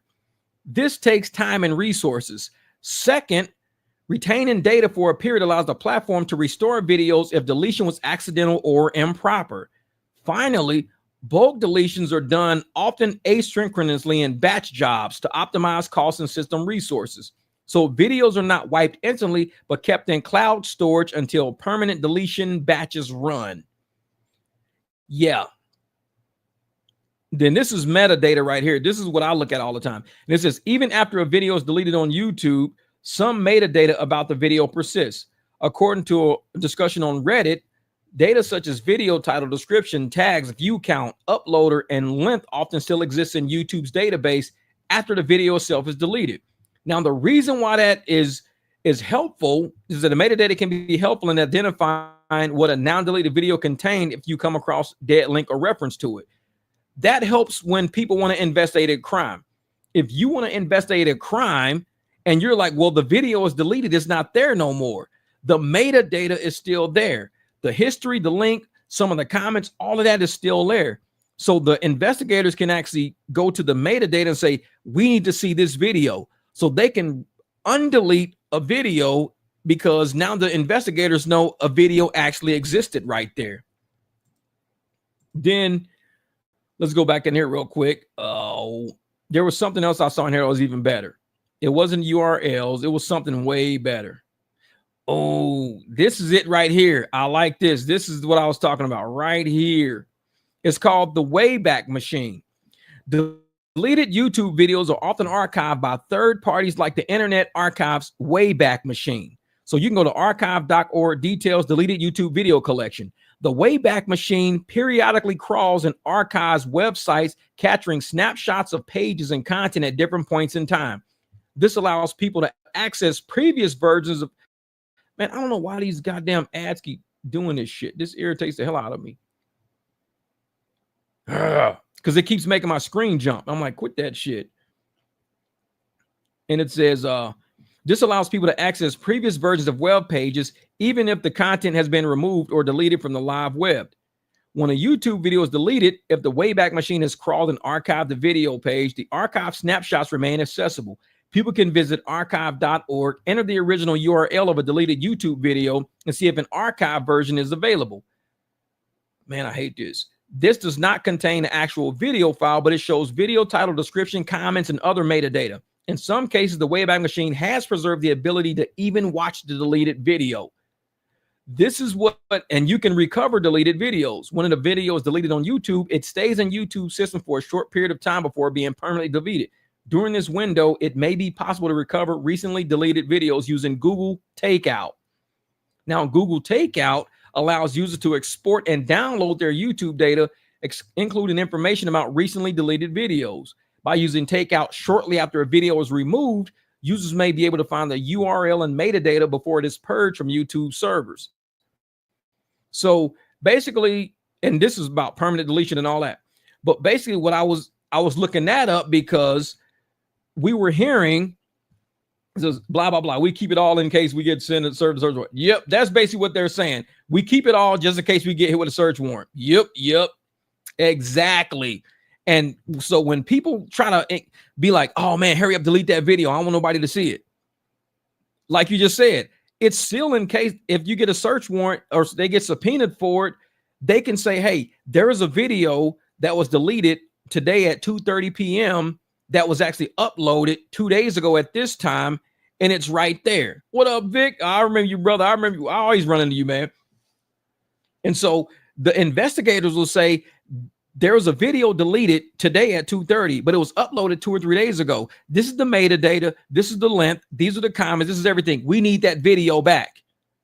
Okay. And they'll just pull it back up because it's not gone.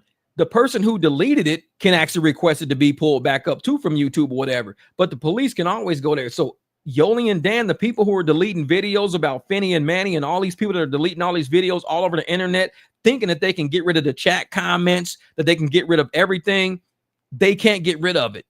If the investigators, the only thing you do when you delete a video off of YouTube, and especially when it's dealing with people who were just killed, they're going to really look into those videos now. All you do is throw up a red flag. Yoli and Dan name keeps popping up in all these conversations. People like, talk to Yoli and Dan, talk to Yoli and Dan. Now, the fact that they're starting to delete videos, the investigators are like, why is Yoli and Dan deleting videos? Red flag. All I got to do is go to YouTube and say, hey, these videos were all deleted. We need to pull them all back up. Okay, no problem. We got you. The best thing is to just not even try to delete it. Leave it alone. Don't touch it. Don't create a red flag for yourself. Don't sit there and put attention on the situation. If the video was there, if they web crawling and want to find it, knock yourself out. But to delete it, you automatically flag their system because they're going to look at everybody's accounts who were involved in what was going on. And they're going to start seeing all of these pockets of deleted videos. Oh, deleted live stream, deleted live stream, deleted live stream, deleted live stream, delete. We need all these live streams back. Okay, we got you. That's why I tell folks, you can delete it. That just means you probably don't have access to it. Nobody can see it no more. YouTube still got it. It's all still, you can never get out of it. Never get out. Yeah, it's like a type out in court, whatever that's called. Everything you said, just type, just like a police report. Yep. And that's all. It's all the metadata, which is all the everything that's on my screen right now is in metadata. It's got July the 1st podcast. It's got me on the screen. It'll show my videos. All of this stuff is already saved in metadata right now. And that's how most of this information is even sent out for people who potentially want to see content like this. You got to put hashtags. You got to do metadata. You got to do titles. You got descriptions. You got comments. We got text. When I'm talking, there's words that pop up. Now, the fact that my phone is sitting right here, if I'm talking about lawnmowers, like, man, my lawnmower is jacked up. I need to get a new lawnmower. All of that is going into metadata in my phone because I'm saying lawnmower. Now it's going to be pulling up lawnmower ads. I'm going to open my phone up. I'm going to see electric lawnmowers. I'm going to see gas lawnmowers. I'm going to see riding lawnmowers. I'm going to see small lawnmowers, big lawnmowers, all because I was talking about lawnmowers and it heard me. So it's logging all that data as I'm speaking. Same thing on here. As you're speaking, once I get off this, I might go into Google to go look up an ad and I might see lawnmowers on my computer screen. You're like, why the hell? Metadata. They want to know, what are you talking about? Are you talking about a person, a place, an event, a murder? What are you talking about? They can track all of that stuff. So when I was watching the stream the other day and everybody's like, oh, yeah, they're deleting all their live streams. They're deleting videos. They're deleting this and that. I'm just shaking my head. I'm like, all they doing is creating a red flag for themselves. I wouldn't delete nothing. If I did anything, I wouldn't delete a single thing. The delete is like a beacon popping up. The moment you delete, boom, red beacon, delete this one, beep, another red beacon, delete that one, bing, all these red beacons are popping up. If you don't delete nothing, they've got to go search. But yet it's like, I'm like, these people, they're not that bright. They're going through deleting all of this stuff, trying to, take themselves away from being co-conspirators or accomplices or even accessories to what happened. Just like that Julio Fulio case that just went down in Florida. The people who were telling the killers where Julio Fulio were, they're now in court serving time because they told the killers where this dude was. If you are anybody that was on the live streams that night, chatting, talking, telling, this is where he is. Julio Fulio's killers, they were told where he was. The girl that told them where he was, she's in jail right now. She's got implicated. She's in jail serving time right now for giving up the location of somebody who was killed by somebody else. I'm telling you, this case is going to get serious. July the 3rd, Manny's back in court. And we're going to see what exactly going to happen. If they're going to plea bargain out, if he's got an attorney, if they're going to have the continuance, if additional charges are dropped, if additional people are being in there. I can't wait. I don't talk about the case that much right now because, so many people are dropping live streams and they're just going through the same things over and over and over again. And I'm just listening for small pockets of information, like the whole Yoli and Dan thing. Everybody knew who Yoli and Dan was. I didn't. I heard the names, but I didn't know how they were. Now I finally saw who she was in the penguin outfit. And then I'm hearing that they're deleting videos of them harassing Manny, of them possibly doing live streams and even been on Finney's channel harassing Manny, because that directly puts them in the line of what this case is even about. I don't know, man. And the reason why I'm on is because of content. I do a lot of controversial content. If you go to my TikTok, you'll hear how people talk to me over there. Like I said, I probably wouldn't be able to pick up, any stranger, because if they found out, I don't even tell my clients about my TikTok. I don't even tell most of them about my YouTube, because I do a lot of controversial stuff. I don't need nobody trying to chase me down. I don't need nobody just, oh man, that's that dude right there that was saying that shit, and he was the one talking shit on that live stream. He was talking shit on that video on TikTok. I don't need nobody chasing me down like that. And I know how people are on the internet. They get into their feelings, they're getting to their emotions. They want to try to prove a point how tough they are. Oh yeah, man, we caught that creator, man, that content creator, that YouTuber, that TikToker. Yeah, we caught him, man. It's like, why? For what? What? This is a transcript. This is, what did he call it? This is like a type out. Nope, we're changing the name to a type out. There's no longer a transcript. It's called a type out. I'm gonna walk up to the lady. Hey, excuse me. Can I get that type out? Can I get that type out? She's like, what? Well, Charles Fred said. She says, oh, Fred said. Yeah, Fred said. Oh, you mean the transcript? Yeah, Fred said type out. Like, fuck that. Give me the type out. I don't want the trend. I want the type out. What's the type out? It's the shit you typing out. Fred, keep it simple. I ain't got time for no games. Man, give me the type out. What the fuck is the type? That's the shit you typing out. Give it to me. It's like, man, Fred's like, man, he keep it simple. He's like, I ain't had no fancy words transcript. I need some denotation stenography, and I ain't fuck all that. Nah, give me the type out. In security, we call it the blotter. I know it. It's the blotter. I know it. Vocabulary wasn't my strongest. Hey, I'm telling you, Charles Fred, communication is getting the point across. You could go to any country in the world, I guarantee Charles Fred would not need an interpreter. His ass would somehow get you through that country speaking exactly what's on his mind. It will be people in China going, oh, he mean the transcript. I know him. That's Charles Fred. That's Charles Fred. Fred said, yeah, motherfucker, give me the type out. They be saying it all in Chinese and shit. And he be like, type out? Motherfucker, type out. Type out. Yeah, Fred said, type out. Like, we going to Taipan? No, we're going to Taiwan? No, motherfucker, type out. Charles Fred said. Like, okay. Like, shit, he don't play, man. He's like, man, I'm gonna get the point across. That's all it is. I'm getting my point across. To say it like I'm doing, I want to make $150 in 4 hours on schedule rides, and guess what? I'm averaging just that. And I'm gonna tell you what, if you can make $150 in 4 hours, to me that's a solid day, because you ain't driving no miles. I already said that you can average with stops and goes and waiting and stuff. You probably average maybe 15 to 20 miles an hour. That's it. You're only driving 15, 20 miles an hour. So you're going anywhere between 60 miles and 80 miles total for $150. So therefore, you're getting about anywhere between $2 and $3 a mile. If you did 30,000 miles a year, 30,000, which is what I put on my truck last year. I put 28,000 miles on my truck from the time I bought it until the registration was up. I put 28,000 miles on it. You're making $100,000. I mean, if I'm making about $3 a mile at 28,000 miles, puts me at almost $100,000, pretty much. Because that puts me at like what, 90 maybe? Because I got, well, about 30 would put me at 90,000. So I'm close to 90 grand if I'm averaging $3. If I average $4 a mile, I'm clearly over $100,000 a year. If you average $4 a mile, you're going to be running about $120,000 a year using no fuel. You ain't using, because you ain't going nowhere. You ain't driving. I mean, shit. In 4 hours, you only driving 15 miles an hour with all the stops and everything involved. You only went from here to there. You sit, you wait, you hang out here to there.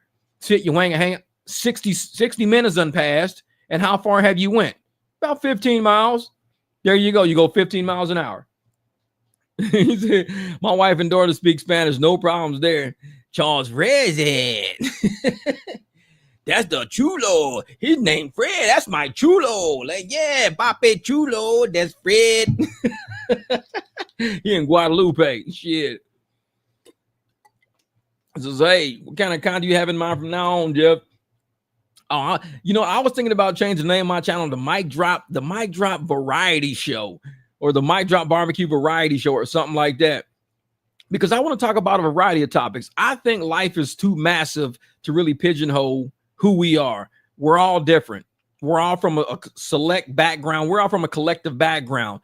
If we were going to sit here and let's say chat for 3 hours, we could talk about 5 different topics in 3 hours. People are going to come in, people are going to leave. The same set of people who are here in the beginning may not be the same set at the end, because people come and go in live streams all the time. So if you had a variety of topics, they might listen to only what they want to listen to when they bounce. I'm a person that even when I do listen to live streams, I don't sit and listen to the whole live stream. When I'm cooking, I just let it play. That's why I got to listen to live streams when I'm cooking, because I don't like touching my computer. I don't like messing with it. So I'll sit there and just let it play. It'll be an hour, live stream just running, and I'm just like listening. Sometimes if it's real good, I'll keep playing. Even while I'm eating them, I don't even mess with the computer. I just let it keep playing or whatever. So you might start with 4 to 6 categories. So with live streams, it's a little different versus videos. Videos, I can actually chop up some of the live streams to make individual videos of. But for the live streams, which I want to do more of in July, I want to do more live streams, because it really, like tonight's live stream, when I drop a video, it's cool. I have no issue dropping videos. I don't want nobody to take it wrong. I love dropping videos. But tonight, from Clarence, that driver, we learned, Charles Fred already told us a long time ago when I broke my phone, but we learned how we can hook up Xboxes and all that shit in our cars, and I had no idea. I'm like, I didn't even know you could do Wi-Fi in your car. He's like, yeah, I got a free Wi-Fi and everything. I use this from Walmart. I use it. I'm like, what? Live streams teach people more than anything else. Videos are cool. But live streams, man, when you deal with live streamers and people who will podcast for 3, 4, 5 hours, you will learn way more than just watching a video, way more, because topics jump around. People are coming into the room with ideas. People are leaving the room. A video basically stays on task, whatever the top title of the video is. Live streams, they're everywhere, man. They're everywhere. Yeah. See, I just told you about Straight Talk. I didn't say anything about it. Okay. That's what it was, Straight Talk. So let me write that shit down before I forget. Straight Talk. All right. Because I'm going to look into that, man. I'm going to look into that. Straight Talk. All right. I really need to look into that, because that shit was crazy. I'm like, you could do Wi-Fi from the car and play video games and have movies and shit playing. Dude, man. And then have a little power converter running. Man, my clients, because I don't even do apps that much. If my clients got in my car and saw me with 2 little TVs to a seat or whatever, dinner tray, TVs, their favorite drink, some videos of music or whatever playing, and somehow got it going through the stereo in the car, I can call Christian, my man C. Fike. I'm going to call Christian and tell him, hey, come hook up me a stereo, because he be making some bumping ass sound systems. It's like, dude, hook my system up in my truck, man. I did the system in the Jeep, but the Jeeps are easy because the carpets come up, everything's great. In a regular car, yeah. Say, don't do that on the app. Controllers go out the window. Oh, yeah, exactly. These people be pissed off. Man, they cheated me on Fortnite. Throw that shit out. So I can do it for you. All right, cool shit. Hey, I'm telling you right now, man, I have no idea, because in a truck like this, the way it's set up, the Jeep is easy because all the panels come off and you can just run wires. It's the easiest thing ever. Sitting there doing these trucks, I don't know how people do them. It's way too much plastic. Shit is way too tight in there. I don't do it. What up, Brown Eyes? What's good? This is also content related on world news. Channel will blow up. Oh, yeah, Greg, I'm definitely going to do that. Definitely gonna do that, man. And like I said, with the direction of the channel going in, I want to do a lot with local news in certain spots, because there's things that a lot of people know that the mainstream media won't talk about, and it's always something that we can share with each other on live streams. And when you get people in a community that's willing to share like really vital, important information, like small businesses that may be like, hey, you know what, man, we got a grand opening coming up next weekend. You already know ain't nobody in the media talking about a grand opening of a small business. But then we might be like, hey, man, there's a small business opening up next weekend. They got tacos, burritos, hamburgers, hot dogs. People will be like, oh, I might go just check that shit out, man. You know, swing through, see what it's about. Enough people go, that little thing blows up. They might start looking at small podcasters like us and, hey, man, we'll sponsor some of you guys' live streams if you talk about our grand openings, if you talk about our specials, things like that. Help us build, you know, some business up. We'll help sponsor you guys' YouTube channels. That way, everybody's helping everybody. I mean, it's only something that I want to do at the channel. Talking about rideshare all the time, Uber and Lyft ain't ever going to give me a dime. Uber and Lyft ain't going to ever give me a penny for talking about their apps on this. So I don't even worry about Uber and Lyft. They ain't trying to sponsor nobody's channel. I ain't worried about them. Even if they did, all they're going to do is steal it from me. I'm like, oh, man, somebody stole $40 worth of tip from me. Uber said, hey, we're going to sponsor you for $40. Bro, that's the $40 you just stole from me. It's like, that's some Uber shit right there. They'll steal your hubcaps. Man, the hubcaps gone off my car. Uber say, well, that's funny. I got a set of hubcaps look just like the ones that were stolen. How you know what my hubcaps look like? We got your car on the app. It's like, your hubcaps look like this. And they were scratched up in the same place. Yeah, that's them kind of hubcaps. No, man, you stole my hubcaps, Uber. Like, man. Oh, yeah, I'm going to do it, man. I'm going to make a video. If I can get this stuff in my truck, dude, that is sick. Orlando, he came through. Clarence came through, man. My man Clarence, he came through. That was a sick setup right there. That was a sick setup. I've seen some setups. That is high level. That's what I would like for my clients. Them to get in the car, have a movie plan. If they got kids, now a few of my clients do have kids, and it would be cool if they could play a video game, have like a Spider-Man game or something like that. They'd be like, oh, we're going to go to the airport. Hey, Jeff got the Spider-Man game. They might be ready to play the Spider-Man game or something like that. Whole way. They ain't got to worry about taking the mom's phone. They can just play the game. Dude, that is a sick setup. He opened up the playing field for a lot of us. I'm gonna have to make sure my man Stanley down in Memphis see that, because Stanley would be like, oh, I might want to do that too. Straight talk. Get straight talk with Charles Fred. Man, that's funny shit. But yeah, we definitely, like I said, man, we're definitely going to probably, open up this platform a little bit more to different topics. I'm still debating on how political I want to get with it, because I know my political stance. A lot of people don't like it. A lot of people love it, though. That's the thing. On my TikTok channel, dude, this shit goes crazy. I don't even know. Like, I'm gonna open up TikTok right now. I'm gonna see something real quick. All right, come and see Rachel. Wait a minute. Who's this? Oh, somebody wants to come and see Rachel. They're at they're at Alaskan Bush. What? Who knows where Alaskan Bush is? Who knows what that is? So they're like, come and see Rachel. That's Rachel at Alaskan Bush. But I got like, that's my TikTok. It's got 24,000 subs on it. Hold up for a second. I'm trying to make it less. So it's got about 24,000 subs on it and about 334,000 likes. People really like the stuff, but it gets pretty heated in here.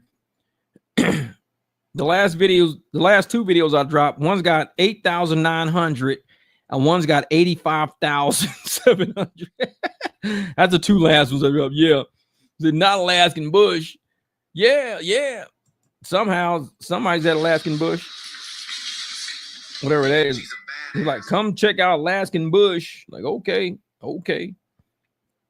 But yeah, man, it's just on my TikTok, I really want to do something to open this channel up.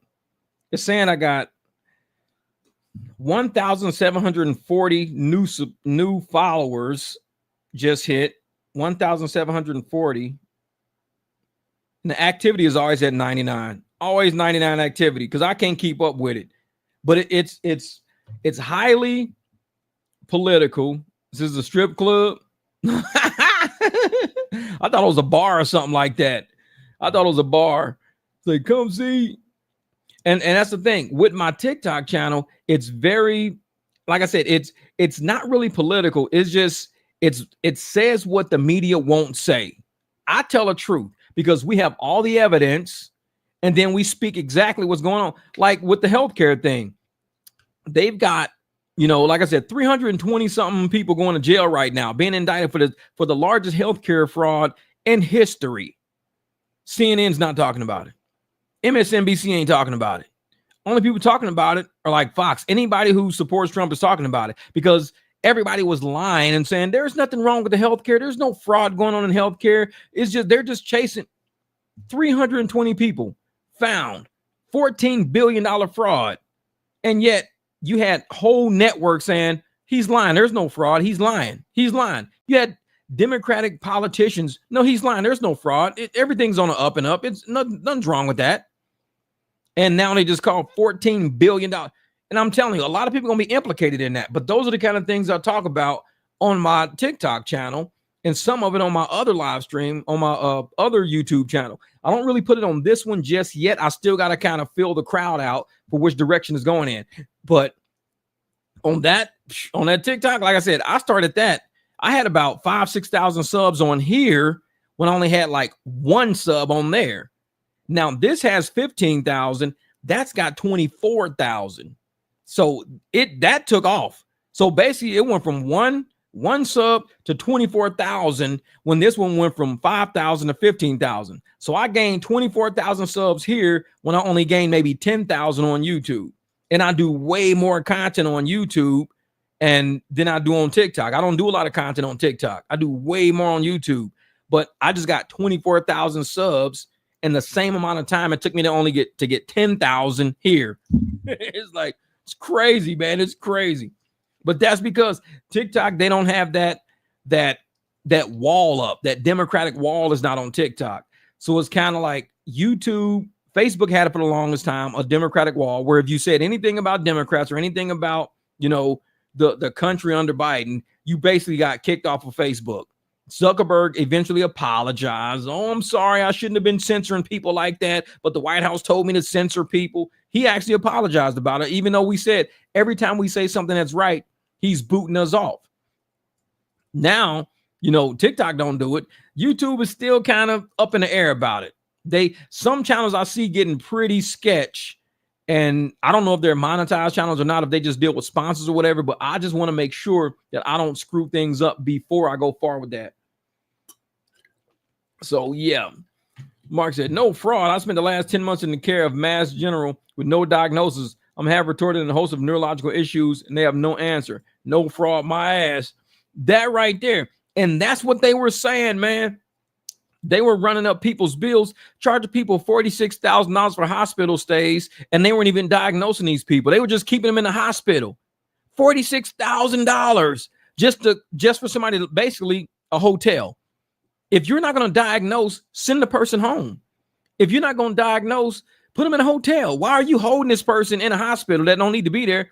$46,000 sitting in a hotel. Sitting in a hospital, just racking up bills. And there's people who need the beds, like really need the beds, need the space. But if you got Medicaid or if you got Medicare, they're like, oh, we can really get paid off this. This is what we're going to do. Sit the person here. Don't diagnose them. Let them sit. We're going to run up a bill. And then we're going to submit the claims to my buddies over in DC. We're going to get the money. We're going to split the money.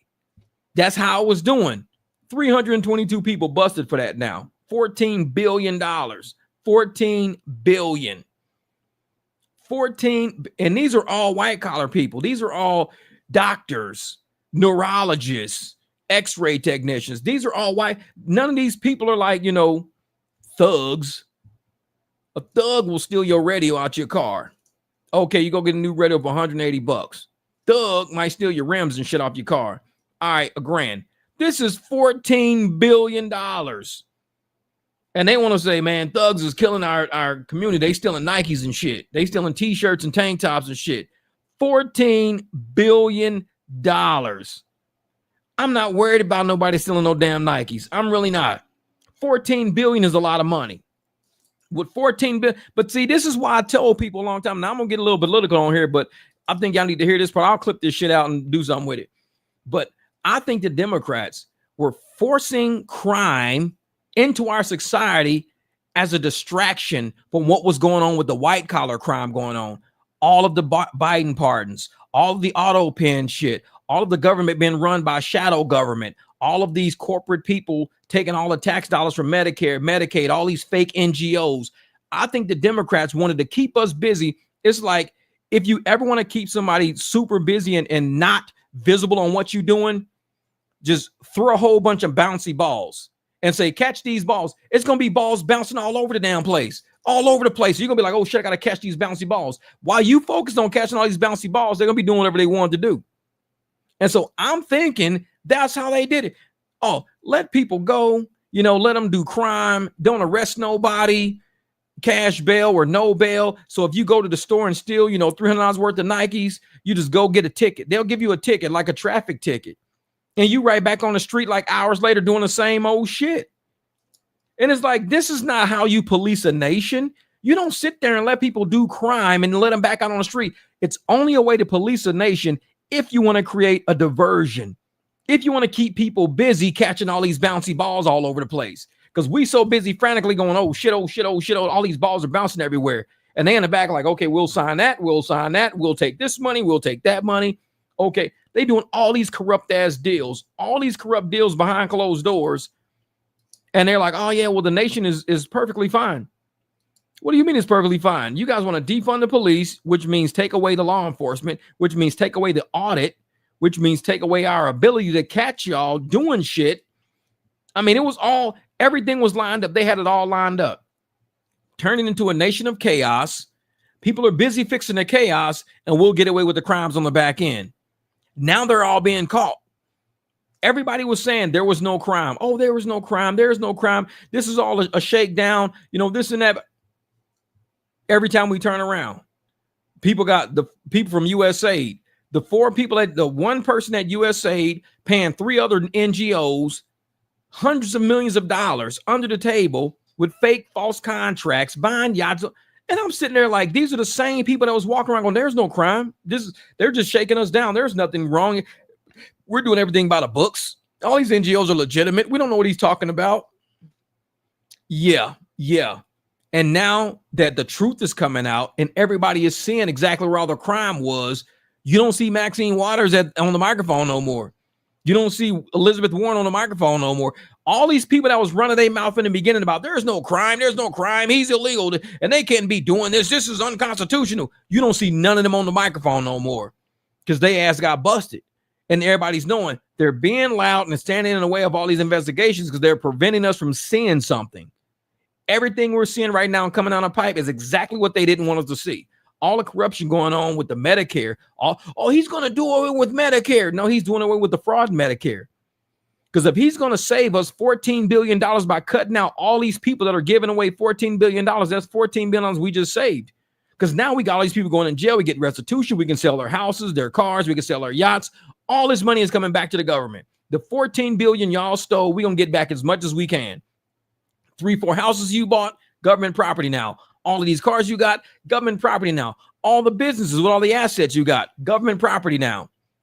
And this is 322 people that helped $14 billion. They got a lot of property, a lot of assets. They got, stocks. They got bonds. They got retirement accounts. They got 401ks.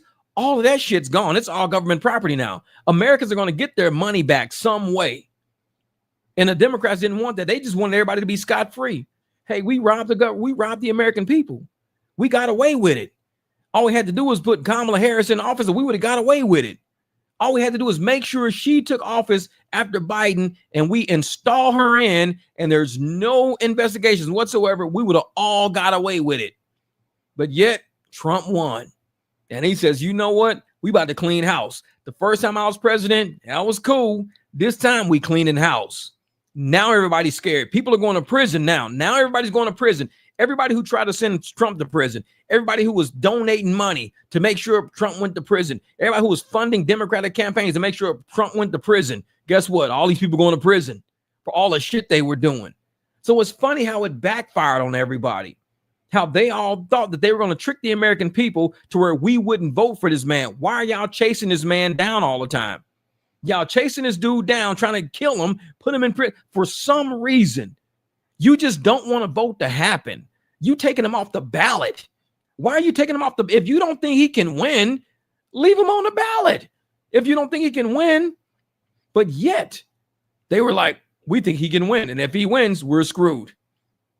We turn around and we go, okay, we're going to vote for him and see if he's going to be legit and do exactly what we asked him to do, which is find the waste of fraud, get rid of all these crooks in our government. He's doing it. He's doing it. All this money, all the tariffs are bringing in billions of dollars. The economy is going nuts right now. Skyrocket, highest stock market, highest NASDAQ, highest everything. And everybody's like, oh, we're going to go in, we're all going to be poor. The country's going to implode. We're going to go into civil war. Oh my God, what's Trump doing? It went exact opposite of what everybody's saying. Even seeing everybody's apologizing right now. Everybody's apologizing. They're like, time to wake up, my brother down in Venmo. Says, Dan, what are you doing? Late night lives again? It's like old times. Love you, buddy. Can't believe it's been 2 years since I stumbled in here. Oh man, 2 years since you walked through the door with your trunk full of condiments and old ketchup packets.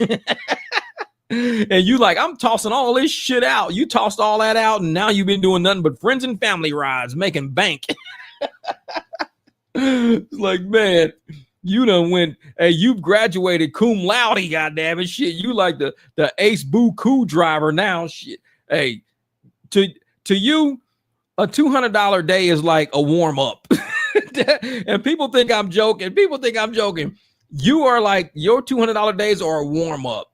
You somehow, because you're in Denver, you got the market, you got the crazy market. Plus, people trust you because you know where you're going, you know your neighborhoods, you know your regions. Crazy. You were that driver, man. You were that driver. And a lot of people, they don't get it, man. It's like they out here picketing and striking and doing crap. I'm like, dude, if y'all would just know, you wouldn't touch ride share before you came on this channel. You was like, man, I ain't never let nobody get in my car. Fuck these people. You know, you guys are driving around these drunk ass people for $3 a damn ride. You guys are getting paid 50 cents a mile. You guys are nuts. I'd rather just keep doing my deliveries, man.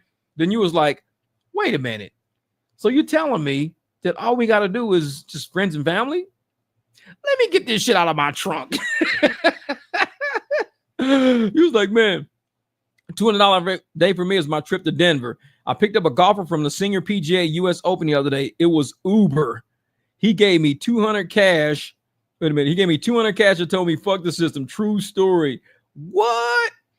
He opened the other, man. So it was Uber. So he was like, man, I'm out of here. See, I finished the 18th out of 150. Yo, no, you say I finished 18 out of 156 golfers. Damn, you play golf too? You finished 18th out of them. There you go, man. Shit, you might be on a PGA tour next year. I spent over 3 years paying bill collectors. They were buying caviar and website updates with my money. The market was next 3 years would be good to go. Money up. Oh, yeah. Oh, yeah. Hey, it was $4.50 back then. I know it was $4.50 back then. He was like, man, I'm not doing these $3 rides. It was $4.50. Yeah, man. Okay. He did. Okay. Oh,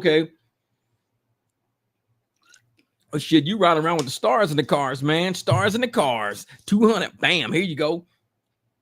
Yeah, no, we're talking about this old shady ass government out here, man. But man, I'm telling y'all, everything that we as Americans wanted to see. And this is the funny thing. Like I said, Obama ran on this. Bill Clinton ran on this.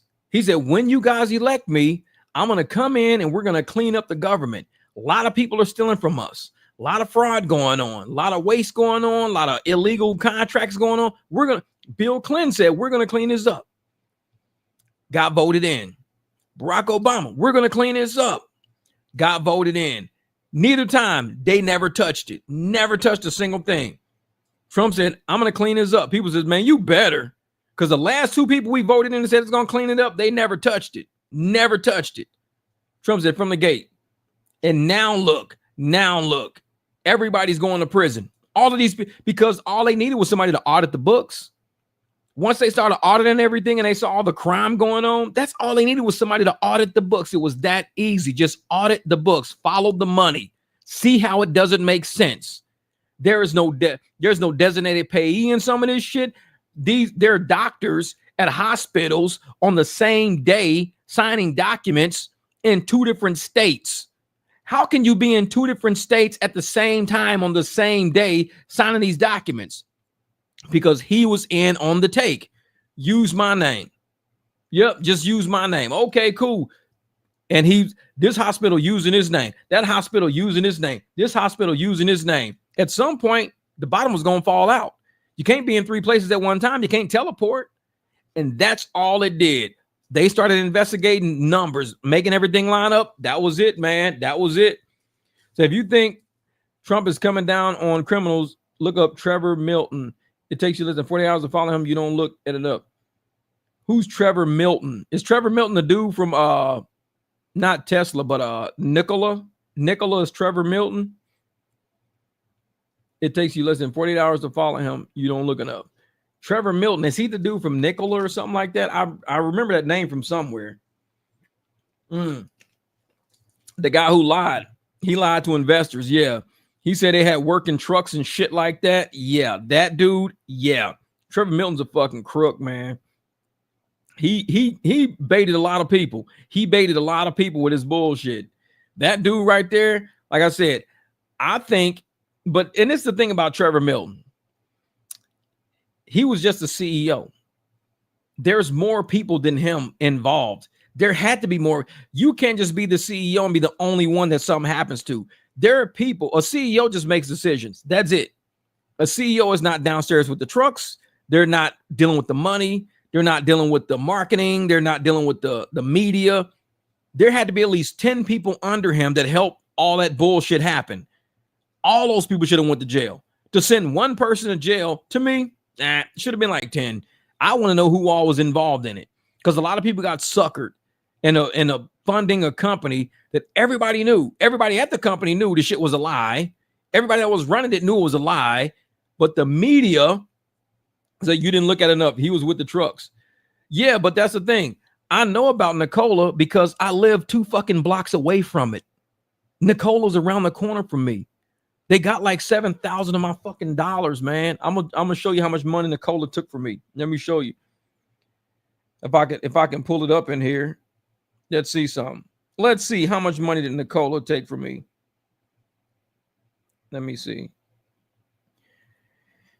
How much money does Nikola got me for? I'll take a look later. I am negative $6,706. That's where Nikola is right now. That's Nikola. Me, I am. Those are my numbers right there. I have 36 shares at an average cost of $183 a share. Now remember, I bought the shares at like $6 a share. $6. They kept doing reverse splits. I had like 1,000 shares of this shit. 1,000 shares at $6 and something a share. So I had $6,700, $6,700. It went from $6. It was supposed to go from $6 to like 30. So I would have ended up with $30,000 instead of negative 6,700. I would have ended up with $30,000. That was my goal. Hit 30,000, pull, call it good. My market value of my shares are $2.15. I lost $6,706. I am negative 99.97% of equity. I have 0.03% equity in my shit. My actual market value of my shares, like I said, is $2.15. I'm $6,700 upside down. Shit ain't never coming back. Shit ain't never coming back. And I'm like, this is my first banger in the market. Bought at 30, sold at 60. I've had some crazy bangers, man. I had crazy shit, man. Crazy shit. Sundial right now is I'm 2,400 in the hole with Sundial. They did some negative splits and shit like that too. We got a vote coming up, so I might have to vote on that. They sent me something about voting, and I'm like, I will. But I made a lot of money with Sundial. The first time I made about probably 10 grand on Sundial, so I'm down 2,400. So I'm about $7,600 in the good, 7,600 in the good right now. But I'm still negative 2,400. So my market value is $584. I put 3 grand into it, and I'm at 2,402 negative. Yeah, I got my ass handed to me. Yeah, my Grom is at 0. I got 4 shares. They kept negative splitting over and over and over and over and over. My total return is negative 100%. Negative 100% is my return on Grom. That shit. I lost $1,334. These fucking stocks. Wow, I swear. I fucking swear. They pissed me off so much. They pissed me off. But like I said, there was a time when I was really killing the game. Because this is back when I was really killing the game back then. Like this day alone, I was up 12 grand that day. Just that day, I was at 76 grand good. I was up 12 G's in one day. I was up 12 G's in one day. Here's another day in here. This day, the top number is my today number. Bro, I was up $26,000 in one day. I was up 26 grand in one single day. I was up $26,000 to wake up and to be up $26,000 in your day. You ain't even ate breakfast yet. You wake up, you look at the app, you're like, what the fuck? Bro, I'm up $26,000 that I ain't even ate breakfast. I ain't even took a piss yet. I'm up 26 grand. What the? Trust me. I've had some crazy days, man. Some crazy days. I mean, this was one day, $15,327. $15,327 was what I lost because I had 84 shares of stock. I had 84 shares and I sold them at, what did I sell them at? Do I have it in here? Where did I sell them at? That was during Classic. No, I don't know where I sold them at, but somehow it got up to $182 a share. It was at $182 a share, and I didn't do it. Oh, I bought them at 114. I sold at 686. So I ended up making $570. I made $570, $570. If I would have held those shares until this day when it fucking skyrocketed, I sold down here. If I would have held and it went up to 182.47, I would have made $15,327.48. That's how much I would have made that day. It went up to $182 and I had 84 shares. I made $500 and I would have made $15,000 if I would have just held on to it like for another day. It's kind of hard to say, dude, I made $500, but you walked away from the casino too early. You bought in at $114 and you sold at $686, so you made $500. You made $500. But if you would have just held that shit until it went skyrocket crazy, it went like this, the shit shot through the roof up to 182. Man, I was like, yeah.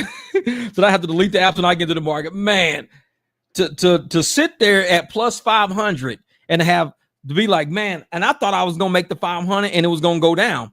I made the 500. I was like, yeah, made my 500. Woo, I'm done for the day. $500, $500. That shit said, woo, woo, woo. I was like, are you fucking serious? Man, $15,430 is what I would have made. I made $500. I was like, but there were some days, like I said, man, I was making like 15. Yeah. 110,000. Man, it was a crazy day. That was a crazy day. Sundial did me like that. It shot through the roof and I sold at the top and I made like 10 G's. I was like, man, did it. Jeff missed out on $15,000, but he got 15,000 subscriptions on YouTube and said everything balances out. Shit. Everybody give me $1. Like, give me $1 and we'll call it good, man. $1, man. I lost that shit, but it happens, man. It happens.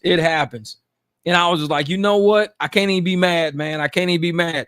That's what happens when we just say scared money don't make money.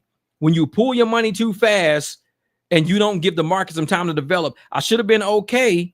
Only had $114 in there. I should have been okay with the 114. Should have been okay. So, all right, $114 and whatever. But I said, ooh, I'm up to 686 sale. I sold 6. I said, dude, I just made $500. That shit was like, it said 500. It went down and it said straight through the roof. I was like, oh, you're kidding me. You're kidding me. Yeah. Since I'm responsible for money, I just need to make some. Hubby can't pay for everything these days. Last 4 years, crumpled us like a bad poem hitting the, hitting the trash can. Time. Yeah. And that's the thing, man. Everything I've ever seen on Mad Money was a scam. I'm fine with scams. Hey, as long as you get out of the scam before it gets you, man. Because that goddamn Nicola shit, I'm 67 in the hole on that. 67 in the hole. I'm like, are you serious? But see, it's all money that I got anyway from all the gains I made. So I made out good, but I was putting money back in. So I don't know. I'm probably down that 10, probably about 11, 12, 13,000. But I'm good with that though, because I was like almost 80,000 up. I'm like, shit. And I sold everything. I was good, but I started putting shit back in and it just wasn't panning out. I was paying off bills. I did a lot of shit with it. But man, he never served a single day. $34.5 million house. Man, what the hell? 34. This dude, he got a $34.5 million house.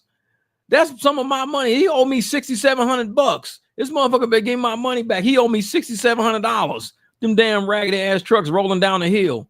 Man, he better give me my $6,700 back. I could use that money right about now. Man. Oh, he probably let, and this is the thing, Trump probably let his ass out because he probably like, hey man, I'm gonna get everybody their money back. This is how I'm gonna do it.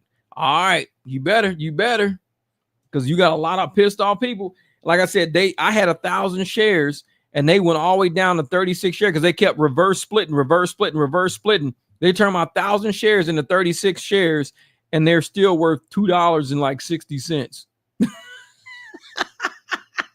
It was worth like $7,000. That shit's worth $2.50. I'm like, my shit was 7 G's, and that was worth $2.50. Man, you keep that shit. Everybody's like, you better sell. Ain't even worth it. It's like, I ain't never getting that money back. You just got to chalk that shit up as loss, man. Time to wake up. All the dogs are good, man. I did a video the other day. The little dog, I'm teaching him how to swim better. So the little dog's in the pool with me all the time. He loves it though. He'll walk up to the edge. He'll get in my arms. I'll turn him around. He'll swim. Man, he's cool. That little dog, he likes to swim. That's one thing I will say. His little butt loves to swim. The big dogs, the husky likes to swim. Border collie, he's a water fanatic. He loves the water. Pit bull won't go outside. It's too hot. Way too hot. So he won't do it. This is Trump said, I looked into it, and the only thing this guy, man, is being guilty of the Trump supporter. Yeah, bullshit. He lied to a lot of people, man. He stole our money. That's what I think. I think Milton stole our money. He got us. He got everybody. Trump didn't look into it. That's what it is. Trump, they should have told Trump from the get-go, hey, you know who this dude? I bet Elon put his ass up to it. Hey, man, get him out. He's Nicola. Get him out. It's like, man, forget that. All right, brother, we're going to catch on this. I'm going to get off this one in a second anyways. We've been here for 3 hours, man. I was only going to do like about a 2-hour live stream. We kept it rolling, but I'm glad you guys kind of sat through and rocked it with me, man. Ended up running to my man time again. We learned something very valuable. We're going to talk about the stereo hookup in the car, Darius, man. Shit. We got to do something with these cars, man. But yeah, definitely. I appreciate you guys rocking me for this live stream. Like I said, another 3-hour one in the books. I'm going to try to do another live stream tomorrow. My goal is to do at least a 1-hour live stream every day. Love you too, brother, man. Hey, hopefully, like I said, man, I'm going to have to come out to Denver and catch up with you, man. It's been a minute. I'm going to come out to Denver. We're going to be like, dude, we're going to kick it for 2 days straight. Shit. We're going to go play some golf. You're like, I don't play golf. I just pick up people that play golf. Shit. But no, man. We're going to go out there, man. Like I said, I'm going to have to get out to Denver to catch up with you, brother. That's what's up. But man, yeah, we're gonna do something dangerous with this channel. We're gonna do something dangerous with this channel. And all we need, like I said, we got the love from the big guys, man. The love from the big guys, the angry guy, you know what I'm saying? The black perspective, all these guys, man, they're looking at us right now, and they're seeing exactly what we're going to do with this energy of this little small channel. So far, man, like I said, they're loving it. So we can't let them down. We can't let the big OGs down, man. Fred said, told you. we ain't gonna let the big channels down, man. We're gonna actually do it the right way. We're gonna do it the right way. And like I said, I'm gonna grab some of my TikTok stuff every once in a while and start incorporating to the channel to see how YouTube likes it. If YouTube likes it, then I'll be cool with it. But a lot of times they don't like it, and YouTube be like, nope, get that TikTok shit out of here. Get all that political stuff out of here. Like, all right, whatever, man. We'll see. But in the meantime, like I said, July the 3rd, Manny will be going back to court. I will probably do a live stream when he's in court if I can get a feed for it. And we'll see what exactly happens with that, man. But you guys be safe out there. Make sure you guys are getting those private clients. Chris had the transcript that type. What'd you call it? Type up, the type out. Chris said, man, get that type out. This is man. But no, hopefully you guys go out there, get some private clients, get some money. Do not let nobody stop you guys from making that money. You know they're out there trying. They're really trying to get us to not make money the right way. Just like some dude today, oh man, you're not telling people about commercial insurance. He said that shit on the video. I was like, you new to the channel. Clearly you're new to the channel. Go look at my Cash Rides playlist.